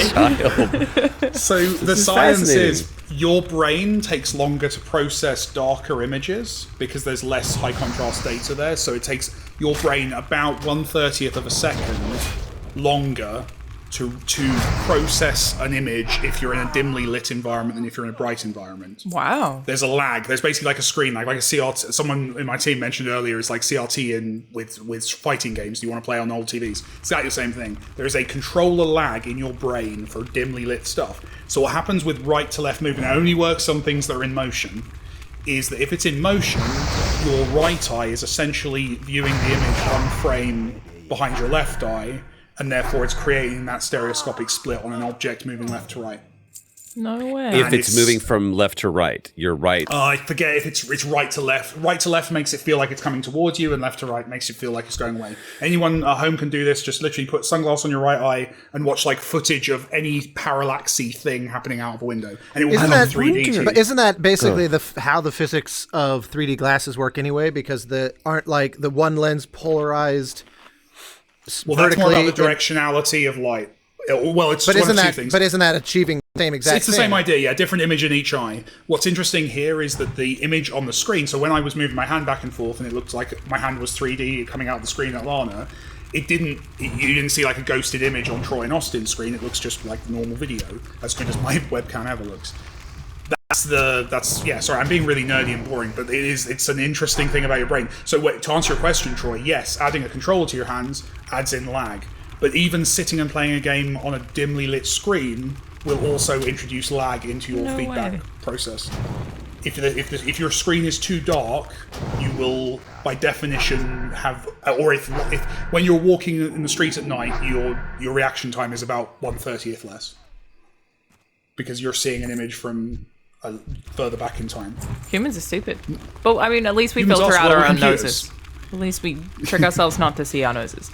I do know with VR specifically, Troy, that, and I'm sure I would have said this on the show before because it's one of my favorite facts. If you are playing a game in VR, you will remember it as though it is a real memory, not as though it was a memory you had of playing a game. Because, when you see something that distinct, it's right in front of you, there isn't the room setting around you, your brain is just like, yeah, I went and did that in Resident Evil 7. I've been to that house. You will remember layouts better in VR. You'll remember virtually everything better. So you could be better at a video game if you played it in VR for a while and then played it out of VR. In theory, you would have a better memory of the systems. That's really cool. Because your brain doesn't go, nah, throw that away. I was just playing a stupid video game. It goes, I was the pilot. Maybe I am the squadron. And then you remember That's how to do it. scary with horror games, right? That people might theoretically you could make a game that would give someone like PTSD. That's That's Yeah. the first place I went also. Like, the idea of playing a game, like the first thing I thought of was the leaps of faith in Assassin's Creed, where it's like, I picture you having a year of therapy to like get over this traumatic Or the I murder. wonder. I've been in All of the talks murder for- that you did. yeah, it's So I'm like, not going to say which, but I've been in a talk. I've been like in a briefing from one of the companies that makes VR equipment, and literally that's a slide. They literally use Uncharted as the example. They say, please don't make Uncharted because we genuinely don't know yet how much an fact. experience like Uncharted in VR would mess with someone if it was good enough. I don't know. Can genuinely they're scared of. Can you? You probably can, and I'm just not familiar with it. But maybe one of you does know. Can you get PTSD from something that is not real? Oh my God. That's what I'm saying is if you could short circuit the part of your brain, as you say, and make it feel like a real location and a real memory, maybe theoretically, I don't know. I don't feel like see why because you- memories are yeah. so subconscious, that seems a little bit different. Like that's the same as the why you get motion sickness in VR, right? It's because your eyes think that what you're seeing is real, but your body recognizes that you aren't moving. So the disconnect. This is one of Poison. this is one of the coolest Yeah. facts that Mike Bithell has ever shared with me. Besides the fact that he has Right. 6 toes on one foot, It's true. Is- 7 on the other. 7. It's a weird. He just walks. You ever want? He's like a weird It's like, foot it's like follower. splayed like that. Those are cool facts. If he ever left- turned into an aquatic Oh, world. you Brits. If he walks long enough in a straight line, it does eventually become a circle. Yeah, Yeah. but like an elliptical. It's And weird. that's true of anyone walking around the earth, if we're being Terrible. particularly nerdy. It's the fact that the reason why is because your body believes it's been poisoned, so it's eject. That's one of that's one of the theories. That is fantastic. Is there any films have had the same thing, right? Like there's potential. The impact that Jaws had sociologically for people at the beach was measurable. Yeah. Right. Led to a spike in shark killing as well. Really? I think I remember reading like there's ecological impact, like more sharks were killed as a result of the popular consciousness kind of becoming aware of. No, it's obviously not all Spielberg's fault. It's actually whose fault is it, Austin? It's the viewers. Best special effect in that movie? There it is. Jaws. And The shark's called Jaws. Actually, you know what's funny about me? You know what's funny about that's the Family Guy joke. It's, Wait, the shark's sequel is name called is Bigger Jaws? Only according to Peter Griffin. I thought the shark's name was Jaws. Yeah. And then the kid is in the sequel, Jaws 2, obviously. The funny Jaws the second. Sharks have very boring naming conventions. No, my name is. It's a very my name is regal Craig. system. Yeah, patriarchy Jaws is was my run wild father. in that community. That's a family name. trying My to name get out is from Craig. under his legacy. The funny thing with demoing the music on the piano is that back in those days, you know, nowadays we have computers, right? That you We do. you mock up everything. You can make these pretty realistic renderings before you ever hire any musicians. But in those days that was not the case. You basically it was a 2-step process. Spielberg goes over to John Williams' house. He plays around on the piano and says, "This is kind of what I'm thinking." And then it's like, "Okay, that seems like maybe that's on the right track. We'll see you in a month at the recording session with, you know, a 90-piece orchestra." So sure enough, John Williams literally is, "All right, now, hear me out." And Spielberg laughed and was like, "No, but really, what are you planning?" And he was like, "Just trust me." And so he trusted him and won an Oscar for it. and literally, I think it's arguably the most iconic piece of film music ever written by anyone for any film. There's only one thing that I think can even go toe to toe with it. So Justin does it Timberlake's once. "I'm Loving Miami It." 2. Oh. Oh, that was good. That was better. Home Alone 2. I like how Mike gave a better Alana answer than Alana did. That's true. I thought Justin Timberlake's "I'm Loving It" We're was so deep. ba-da-ba-ba-ba. Pretty well known. That's not Justin Timberlake. "I'm Loving It" is Justin Timberlake. Right, but that's not who wrote it. Who wrote it? That's probably true. He probably did not write it. I don't know. I'm just letting this all play out. The here. song don't know is if that by was- Justin Timberlake. I'm loving it. I'm Loving It is just the McDonald's logo. Yeah. Pusha T wrote the song. Yeah. There you go. Do you know who wrote like a good neighbor, State Farm is there? That. I've never heard of that in my life, so. Never heard that too. Really? You Deserve a Break Today was the original McDonald's one. You deserve a break today at McDonald's. Ever heard that one? Oath, Kevin. Didn't make it to Australia and the UK, those White ones. foreign. Our McDonald's dad's like, "Come to Macca's, mate. Get yourself a burger. Come on. What's Burger King? Hungry Jack You down bloody in love it. Australia. Get yourself some Hungry Jacks." Hungry Jakes. I Come on, even man. did my own accent incorrectly. No, Barry Manilow wrote like State Farm, 7-Eleven, McDonald's. He like wrote all of these jingles. And then the guys from Deep Blue Something, I think, or some 90s band wrote "Oh Thank Heaven" for 7-Eleven and made like a gajillion dollars. Well, you know who wrote the Flintstones vitamins? You remember that, like, Yeah. 10 million strong or whatever, and ends with 10 the little million kid strong going and growing. and growing. You know who wrote that? Randy Newman. You wish. You got a The vitamin. little fit. That was written by the Halo composer Marty O'Donnell before he got into games. And the and growing is his daughter singing in the original ad. Growing. Shut up, Denise. I'm trying to make a song. Oh, do you guys like that? Yeah, we can use the girl. She's free. I met Marty once, and I complimented him on a specific track in Halo that I loved, and it was the only track in the Halo soundtrack that he didn't write. Nailed it. I remember a friend of mine did the same thing with the movie Liar Liar. That was one where James Newton Howard was hired to write the score and then got another job and basically had to leave and goes, there's a composer, John Debney, who I think could take over very well. So they kept James's main theme, and John adopted that and wrote the rest of the score. And I have a friend who once met John, and first thing out of his mouth was, I love your theme to Liar Liar so much. Oh. And it's like, you yeah, do? well, thanks. Oh, you do? No candidates for my runner-up most iconic piece of film music of all time? I said 2001, but that doesn't really count because that's Absolutely does not count. It was No, not licensed in the no, movie. and it's Okay, and you're just wrong, Troy. Alana, so. go ahead and kick him out for the Yeah, Pacific you wanna, Rim. hang on, let I'm me- gonna let's do this stake real my quick. claim. Pacific Rim.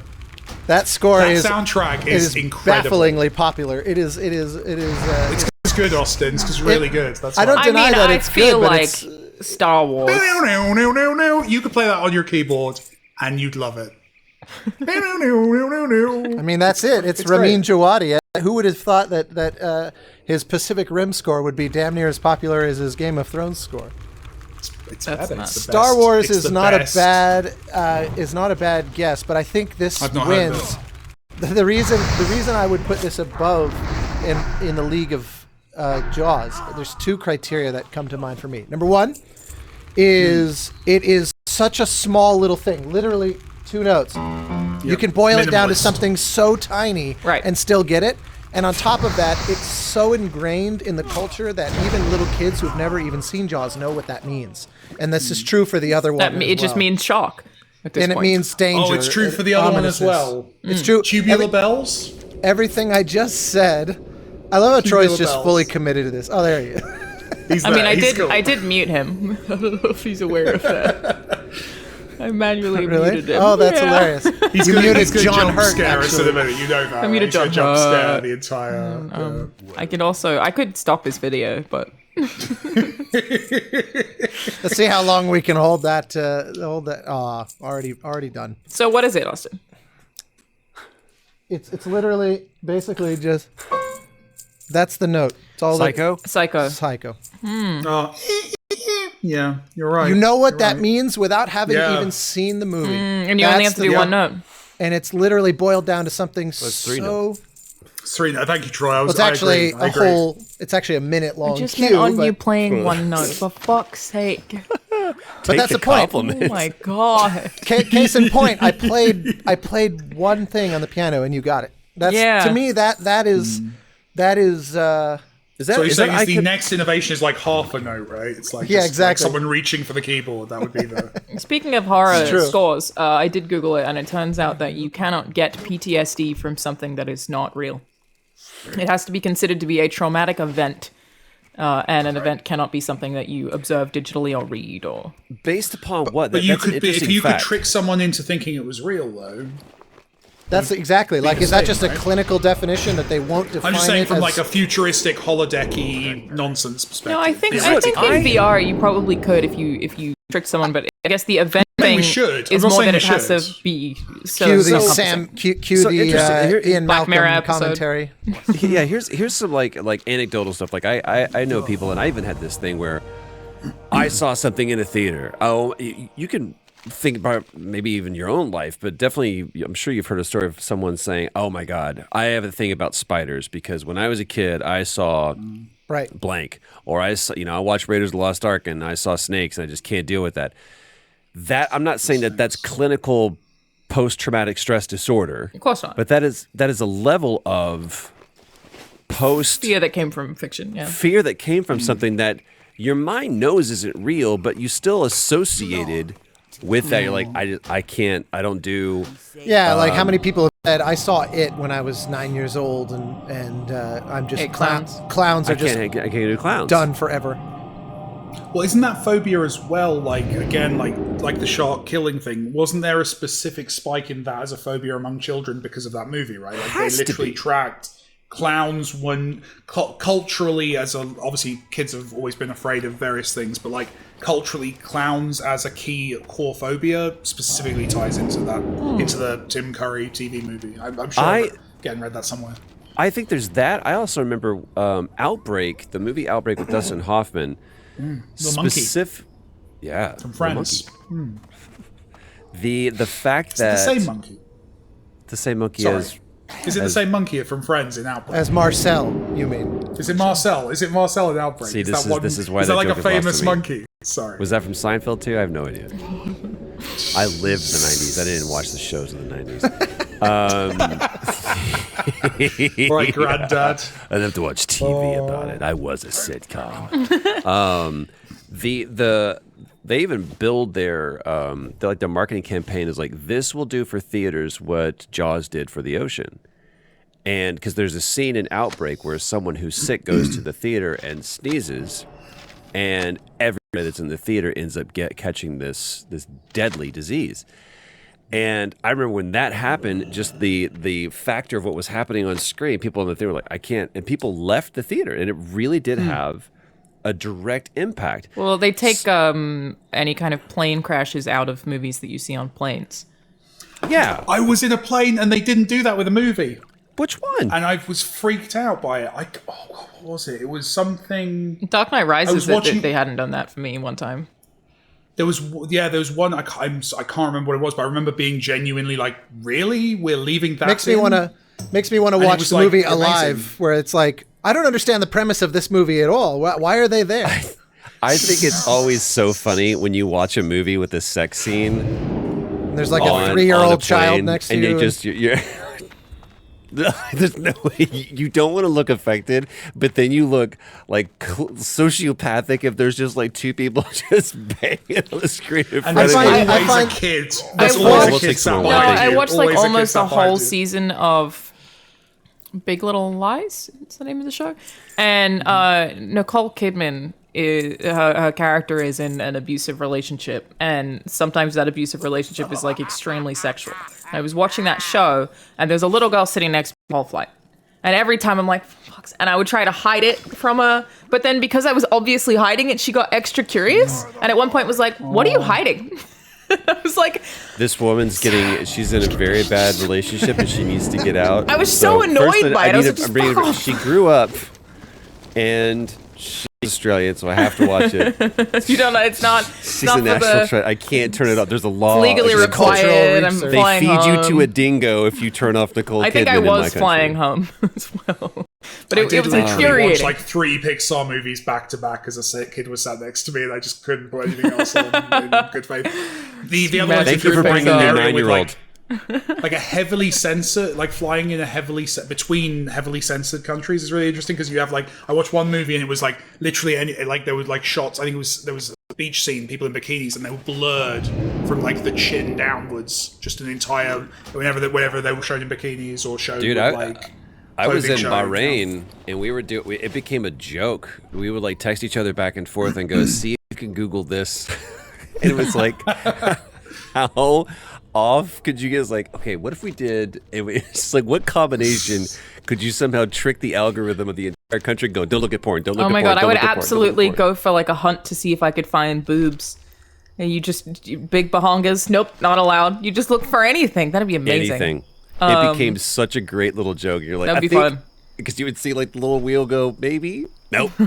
This has been blocked by this That's country. that's probably the most valuable thing tourists bring to the country at that point, where they're like, Search all- engines? There's all this there's all this new traffic on odd, novel things, and they're like, oh, good, Yeah. new And new just- data Yeah, for it's us like to all come the off. They're going, Yeah. fucking humanity. It's like the worst.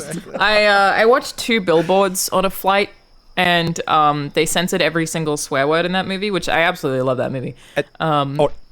No, they replaced the words. So there was Melon one Farmers. where they were like, "I Eat love your my car," shorts. and I was like, "She loves his car?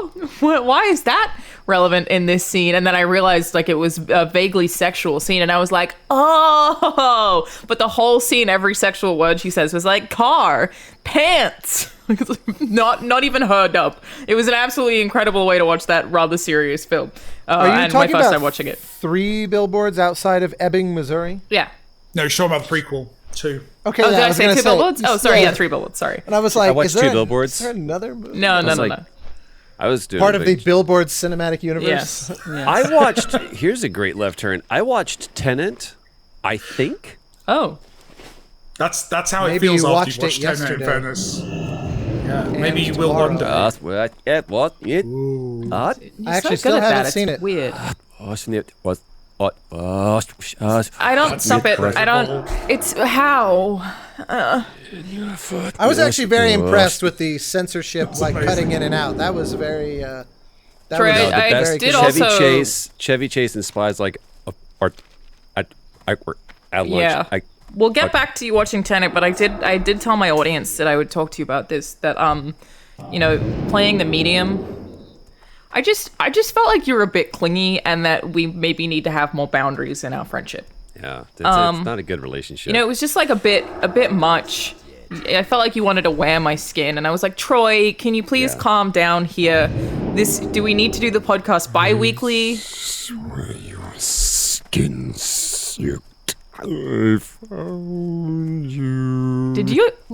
Was your voice not like heavily edited? No. Are you serious? That's actually He's his pretty natural good at this voice. whole- yeah, that's They were how he like- actually He- sounds. He puts acts this the on part the of Troy Baker for our benefit. This is my wardrobe. They wanted to. We had a long conversation about the character, and it was like, what do you? It's like, first of all, we don't want it to be. We want it to be androgynous. We want it to be, presenting as non-binary, because it's not about being a male or a female.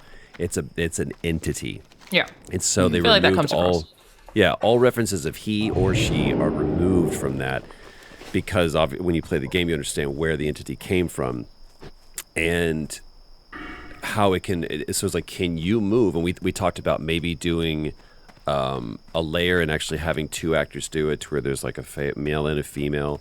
They're like, but then we have both represented, and that's not what we're going for. Is also like, can you do this androgynous thing? And I was like, let's find out what it looks like. And we spent a whole session just finding it, and they were really cool about it. It was like, it's coming across too creature-ish and everything.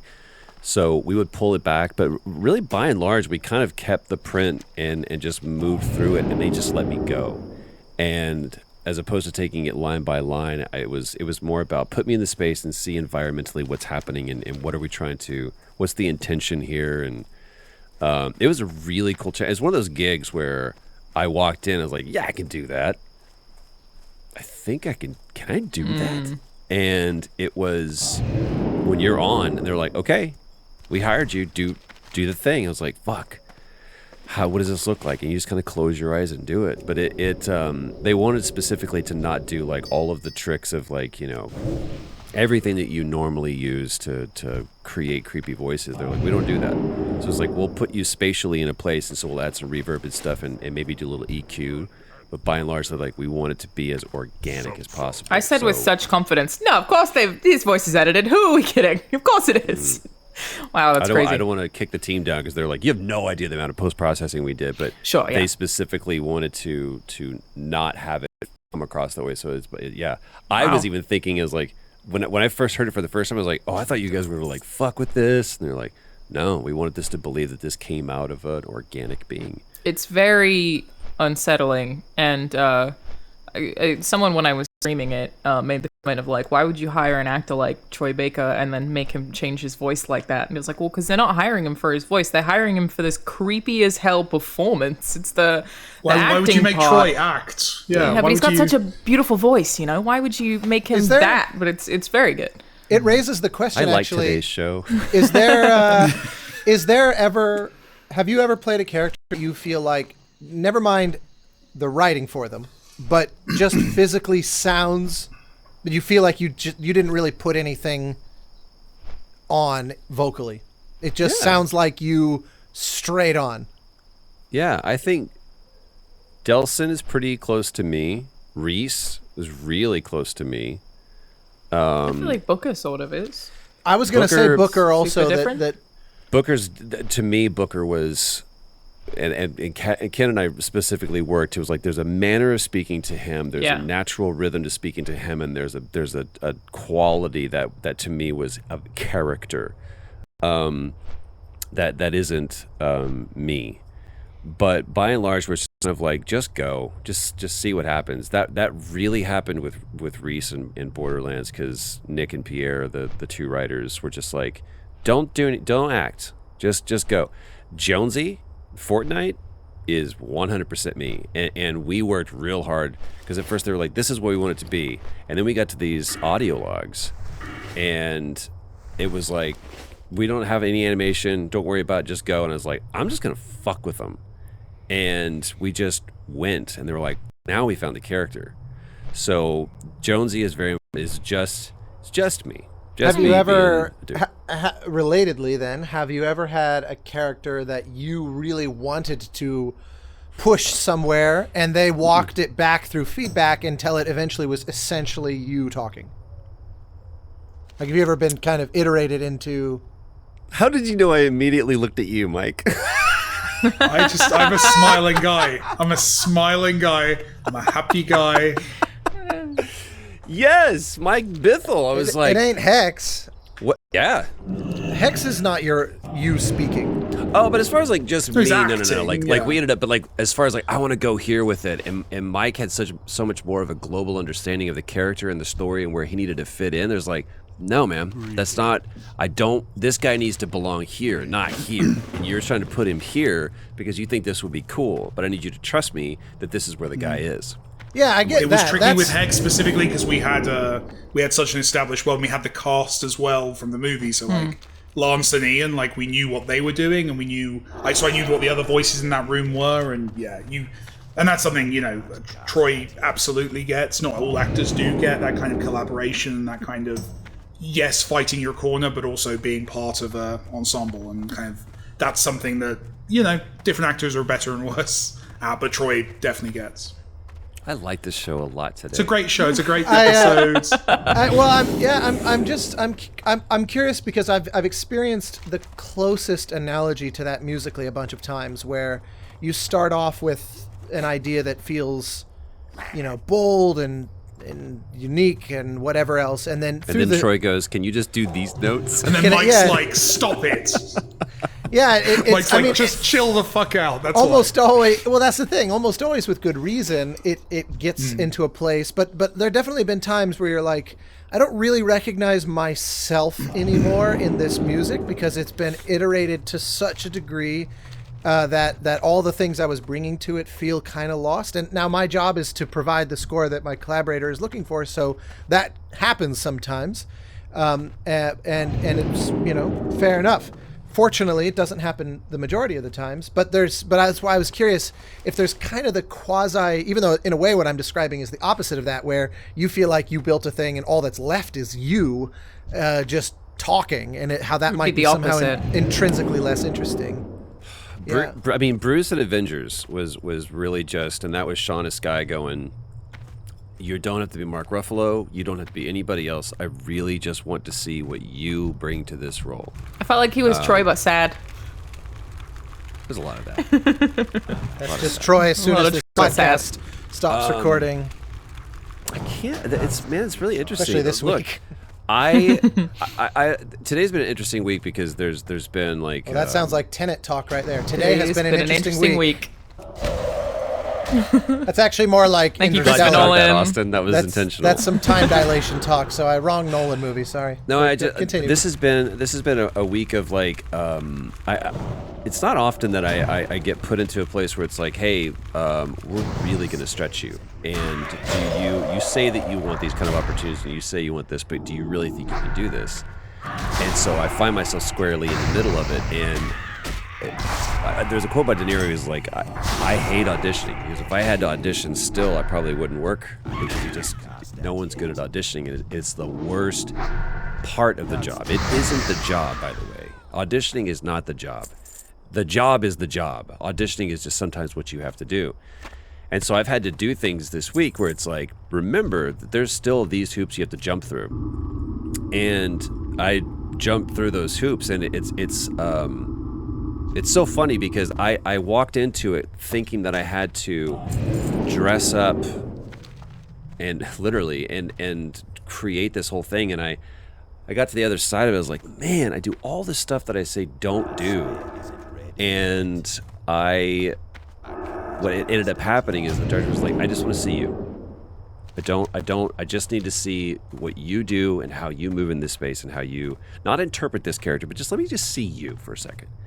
And I was like, oh man, I forgot about that. So I think that there's I am just like any other actor, all of us here, where there's a sense that I want to build this thing up so that I feel like I've accomplished something, or that I've moved the needle forward, or that people go, wow, that's impressive.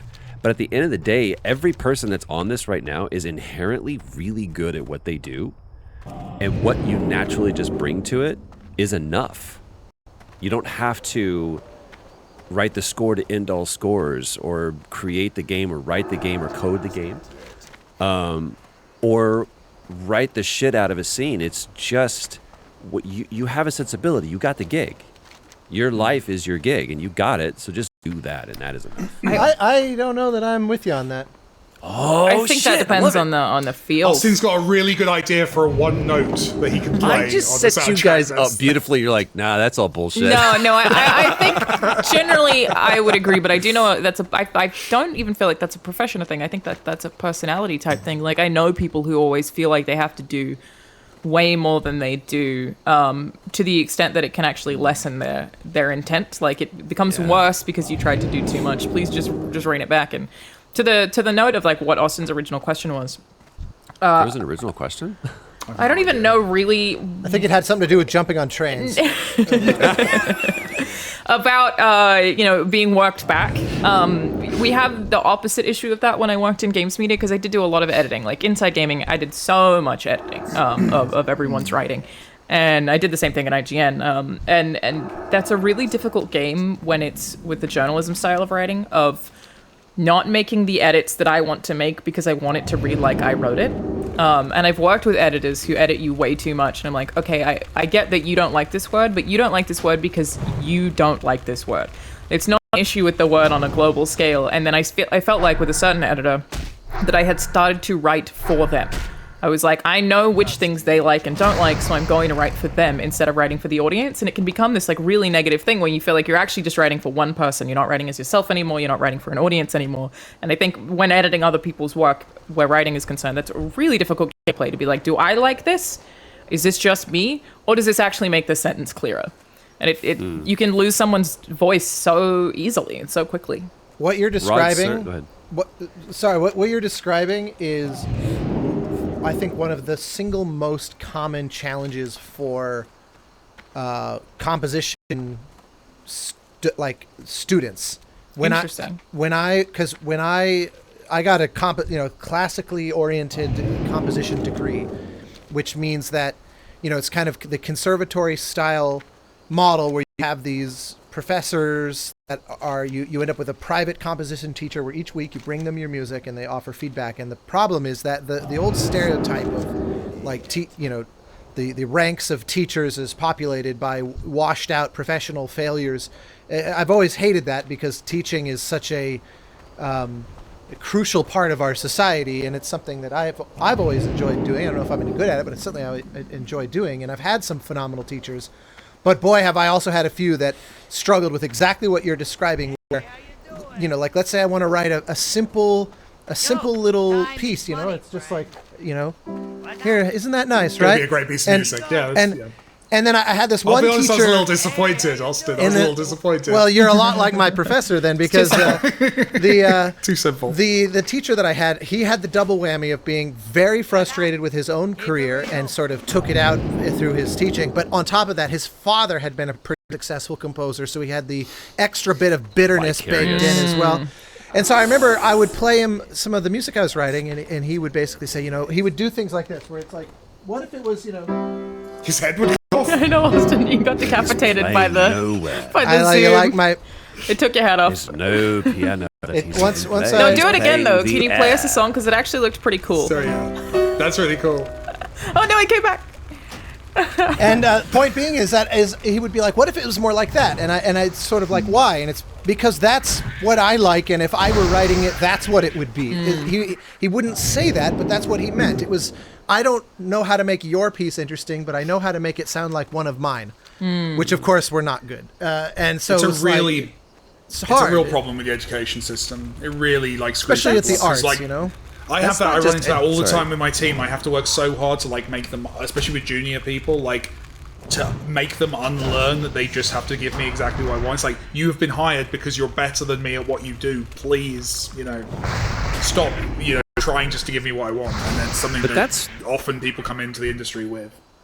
That's writers is by the whole. Like there's a guy that I'm working with on a show, a brilliant writer, Ashley Miller, and I was like, how do you divorce yourself from the read that you wrote, the read that happened in your head when you wrote the line in the scene that you wrote, the reason why you're like, oh, and he looks out the window and he turns and he says, and you're like, fuck, this is gonna be awesome.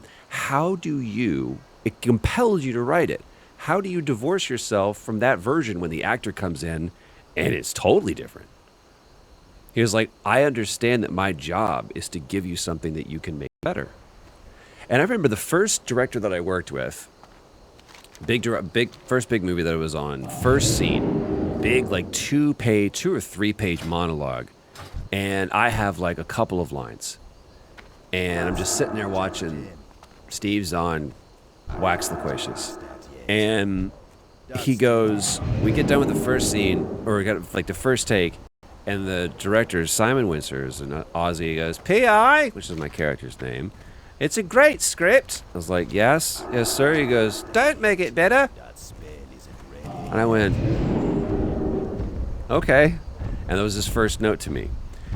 And there's I think 2 different styles where it's like, hey man, I need you to do, there's a reason why I want you to do this specifically. I need you to hit your mark exactly because I know I want that Blade Runner lighting to hit you right here, and I need you to trust me, versus someone going, I'm going to interpret your writing and I'm going to put it through my lens, and hopefully together we make something that's better than both of our perspectives. I don't know which is better. I really don't. I think a skilled director can oscillate. I think a skilled director knows when he has to get you on the mark and knows when he has to get you more of his collaborator. To move But the you two of can move those, between. In my For head, sure. and I guess this is like just the AAA space. I don't know if it probably wouldn't work for Mike, but if I'm writing a line that someone is going to read, that's like in my head such a separate process. I'm like, I'm not gonna be there. I did my part. The rest of it is on everyone else.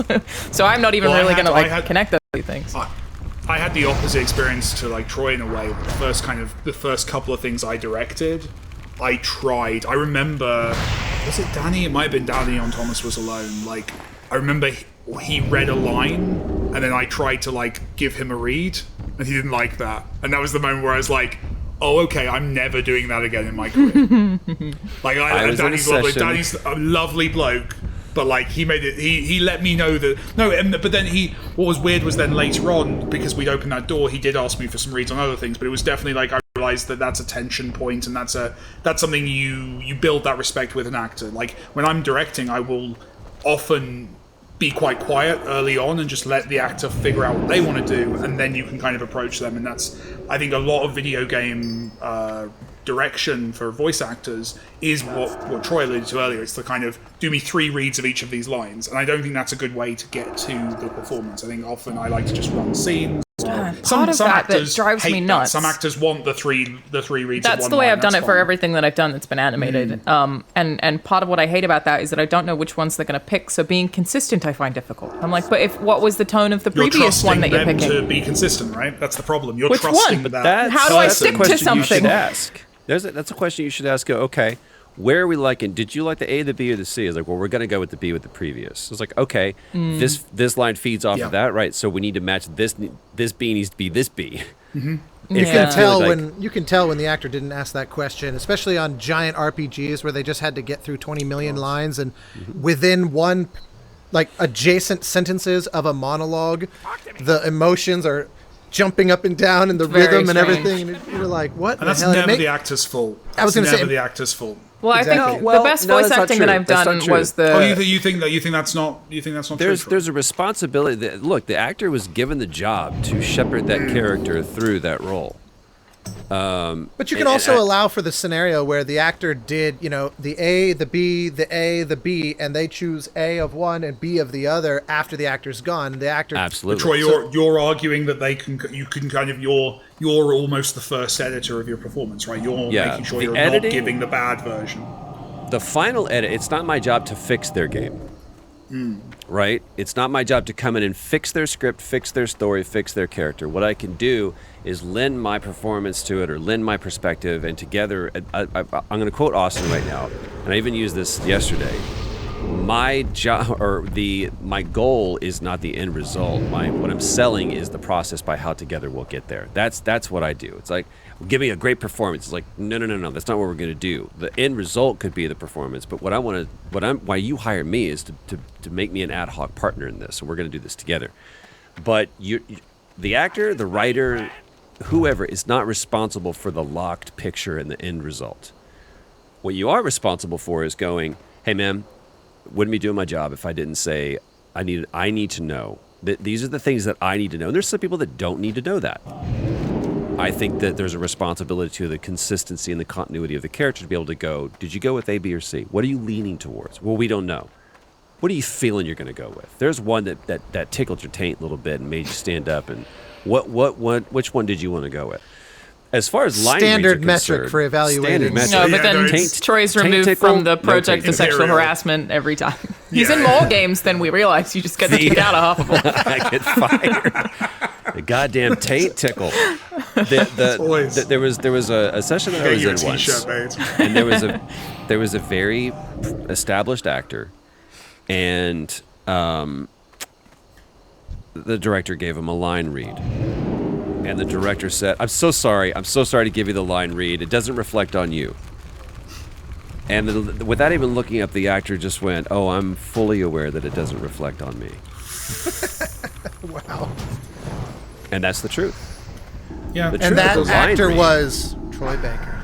Troy Baker. he slapped him. Troy Tickle Taint Tickler Baker. The truth is that it doesn't reflect on the actor. It does reflect on the director. If the a rookie director, the only way they mistake. It's a can rookie go mistake. is, just I'm going to use this cheat. That's fine if you do. There's like, would you please forgive me and allow me? I'm not able to articulate exactly what it is, but this is what I'm hearing. Would you mind giving this to me just so I can hear it? Sure, man, absolutely. But to go say it like this is exactly what Austin's saying, which is like, I don't know what your music is, but I'm going to make my music Yeah. like this. This is what I would have written. There's Just such do it better, yourself then. There's such better, more constructive ways than just do it like that. I've watched Troy direct and seen some of those in action, of these strategies of like, I need it to have a certain rhythm. So maybe it's about, can we just add some energy? Can we do this? And it's always about putting tools in the hand of the actor to Faster and play slower. with. That's what I was you going know? to say. Faster, more energy. The George That's Lucas some way. energy. Thank you, George Lucas. Yeah. I think the best director that I've worked with, and it could be for a myriad of reasons, was Issa at Rooster Teeth, who helped me with the Monster Under My Bed short that I voiced a character for. And I feel like what got me about that was her excitement.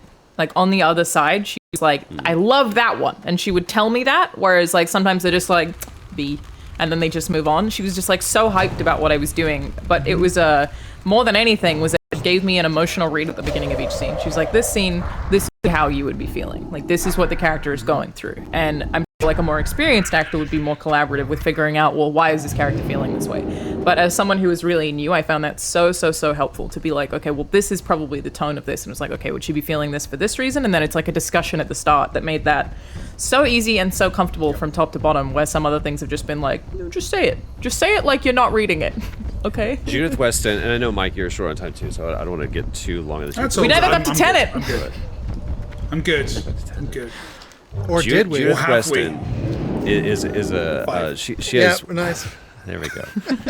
Judith Weston is a great resource for people who, either directors or actors. She talks about how result-oriented direction is the worst kind of direction. It's just the cheat. It's like, be angry. Well, what the fuck does that mean? My angry could be completely different. We are all different humans, and we express our anger, sadness, joy, everything in different ways. So instead, being able to say, here's a challenge. Don't let them leave the room. And that's the goal. It's like, no matter what, if they walk away from the room, and there was even stuff that we did on Shadow of War, it was like, if I get to you, you lose. That's the goal. And the only way that you can stop me is with your words. You know, it's funny, in that vein, I started watching this great documentary of, I'm blanking on the name of it. It's called, I think, What We Left Behind. That's about Deep Space Nine. What We Left Behind, yeah. What We Left Behind, yeah. And there's a great, where they're interviewing the woman, I'm blanking on her name, the actress who plays the original incarnation of Dax. Terry Farrell. Carrie Farrell, thank you. I had the Farrell. Sorry. Misspent she- youth. I could tell you like the name of any actor who played one scene in Star Trek. It's a problem. No, it's very No, it's helpful in not. this moment. She had a really tough time on that show, right? She was really Initially, yeah. The initial challenge that she had was that her character is a symbiont, which means that it's like this 1,000-year-old character that just happens to be currently occupying a girl in her 20s body, but that it's and what was brilliant about the premise of the character is that Cisco had this long history of friendship with the thong old song? man prior. What? The guy who wrote the thong song? Cisco? Cisco. You're as bad as Troy. I'm sorry. That was my best day. And Cisco but what- followed me on Twitter. Like I know. I felt like I'd made And I it. was That like, maybe I do genuinely have the dumps moment like a for me. truck. Maybe it matters. Maybe it matters. Sorry, Austin. my gosh, I'm very sorry terrible. about that one. That one was bad. Yeah. Go ahead.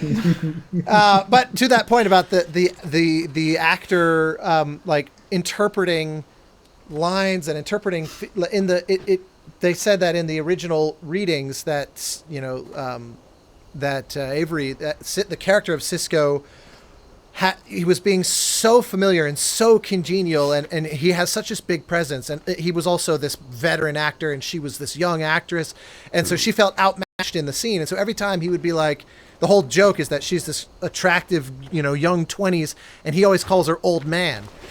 Because that's how he knows the character. Because to him, he understands the body is transitive or transient, and so he apparently would really play it up in the initial takes of kind of like old man, and she basically said, I don't have the confidence to meet you where you are in that way, but so I don't know that I can sell that my character just hears that and accepts that, and so they like work together, and he became this much warmer, like, oh man, like, and it was a really interesting way to, because I had watched the show and think it's absolutely amazing. To me, it's peak Star Trek, but I'd never seen this documentary until just the last few days, and watching and realizing that there was a process between the two of them to work out that energy level just because of all extraneous factors.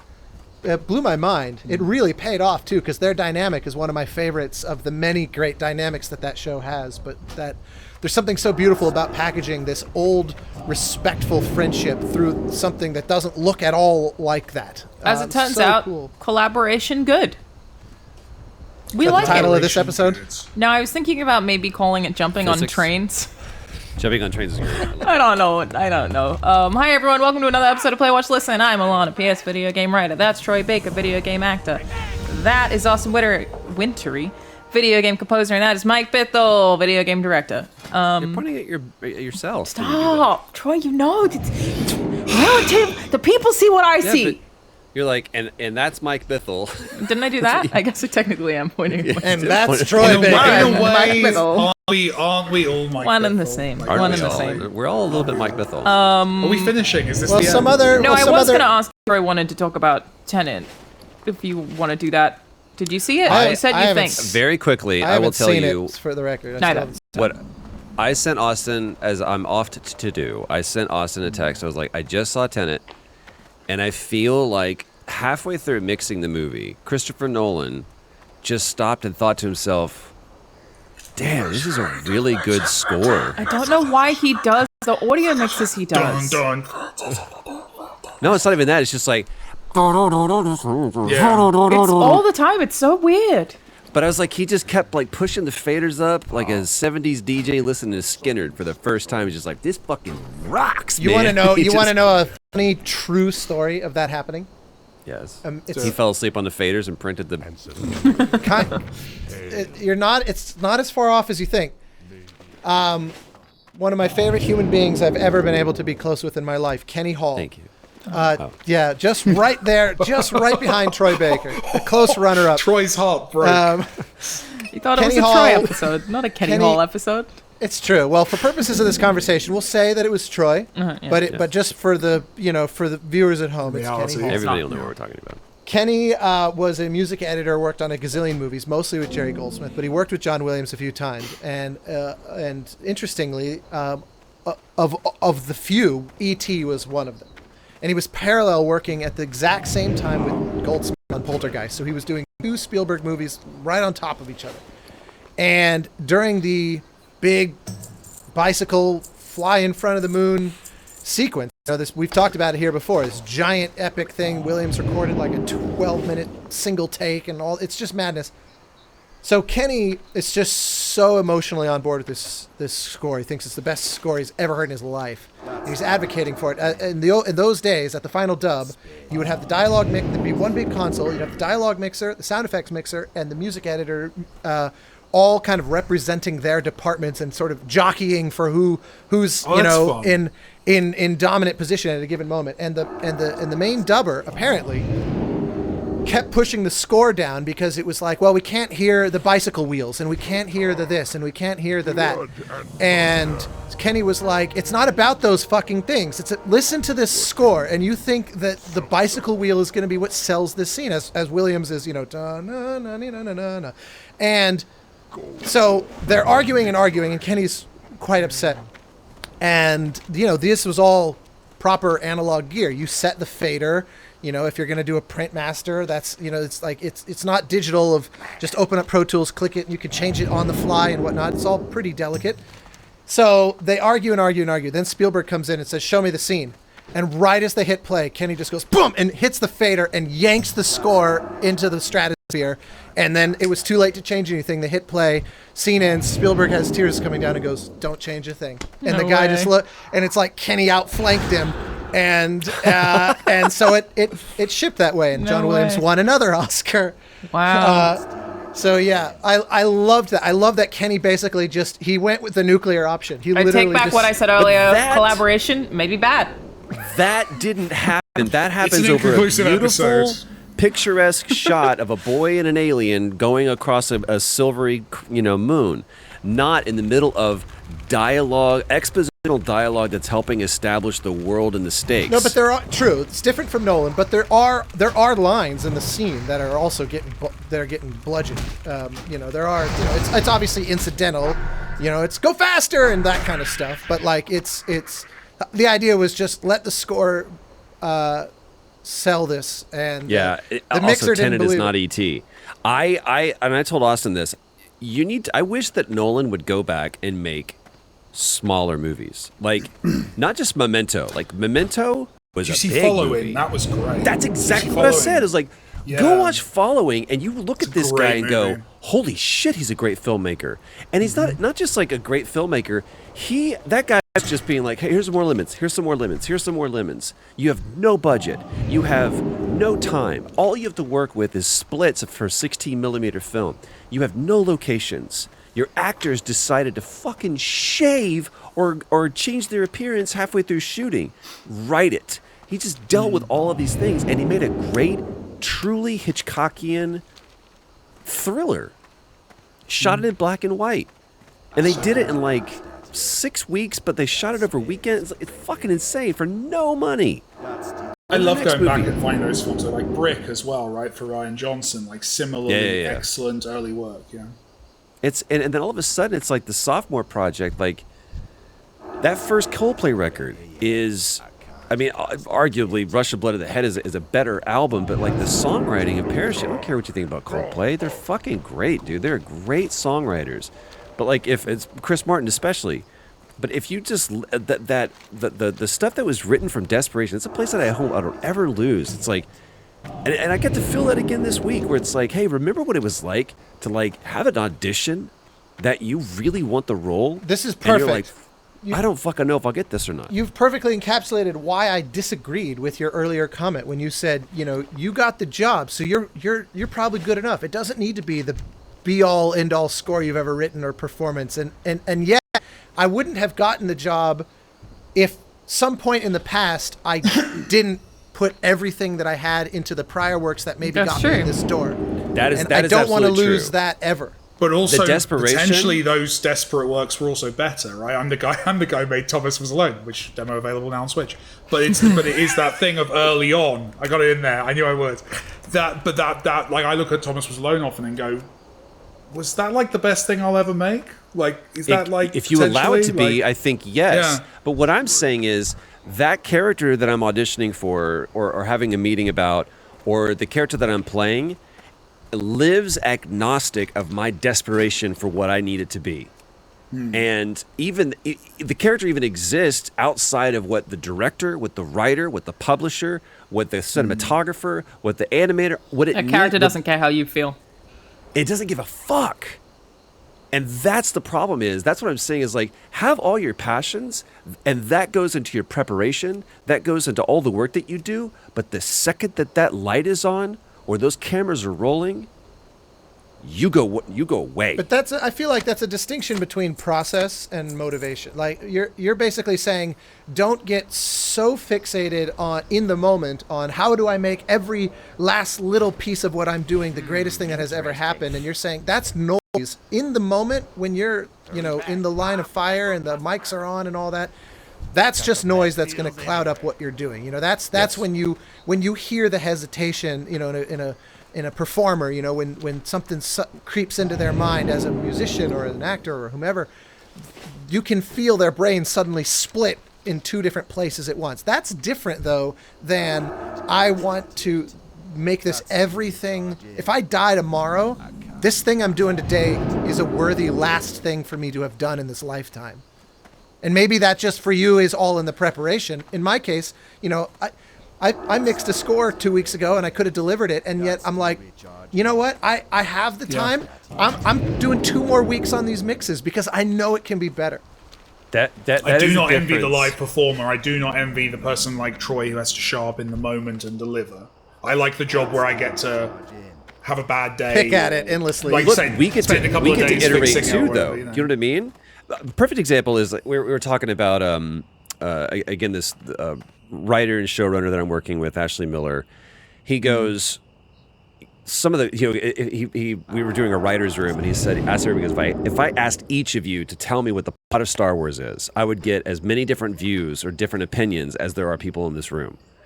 He goes, you would be hard pressed to tell me the plot of Star Wars without telling me about a moment, a line, or a feeling that you got when you watched Star Wars for the first time. And he said, and most of the lines that you would quote wouldn't even be from Star Wars, they'd be from Empire. I love you, I know, Empire. You're my, I'm your father, Empire. All of those are from Empire. I don't think I'm your father is a Star Wars line. I am your father. I'm your father. I'm your father. I'm your father. Anyway, so what he was saying was that, and especially the I love you, I know was an ad-lib line. And he goes, because in the script it's I love you too. And I said, what I love about that is you watch Harrison Ford and there's an excitement about him when he says, I know. When he knows what he's about to do is off script and it comes up so confidently, but still there's like, I have no idea what's going to happen on the other side. I always read it as compassion. I always read it as him saying to her, we've just spent the last 2 hours only doing one thing, which is fighting. And I want you to know that I understood it. And not only that, but everything that you've said, everything that you've done, I know that you love me. I know it. I don't know. I said that to a dude once, and it was just because I knew he had a crush on me. I know. It's terrible. But what I Poor what guy, I would that's, take that whole that- scene flashed I was before my drunk eyes. at a That's nightclub, horrible. and I love he was you. like, "I love you," and I was like, "I know." He's like, do you think I'm an idiot? Thank you. And then is 1 also- second later, the gas shot up from below you, Alana, and you were frozen in carbonite for the Yeah, next 3 frozen in years. carbonite. Exactly. But the thing that I Those crazy carbonite built off nightclubs. of that Yeah, in is Australia. if you if you want to have a moment, if you want to ad lib, if you want to go off script, you go, I have an idea. Because what Harrison Ford, the trepidation and the nervousness is not coming from his acting ability. It's the fact of, I have no idea. That could have been the longest day after so many setups, so many turnarounds, all the different problems. Maybe lunch was late, everyone's tired, and you're going to ask the entire cast and crew to wait and go one more time through the scene so that you can say, I know. If you do, if you make that choice, that's the bar. That's the standard. It better change the character and be one of the most quotable, indelible lines from one of the most successful franchises ever. But if it's not, shut the fuck up and trust that the director says or you move on. And this coming from me, who always thinks he has a better take in him and always wants to change the line. I just realized if I want to change the line and go off script and ad lib and come up with some ideas, I'm asking everybody on that cast and crew who may have to go to the bathroom, who just had a text, whatever, that they need to wait because my choice is more important than theirs. If it is, then so be it. But it better be ready to change that character and change the story. Okay, so Troy, Okay. how did you like Tenet?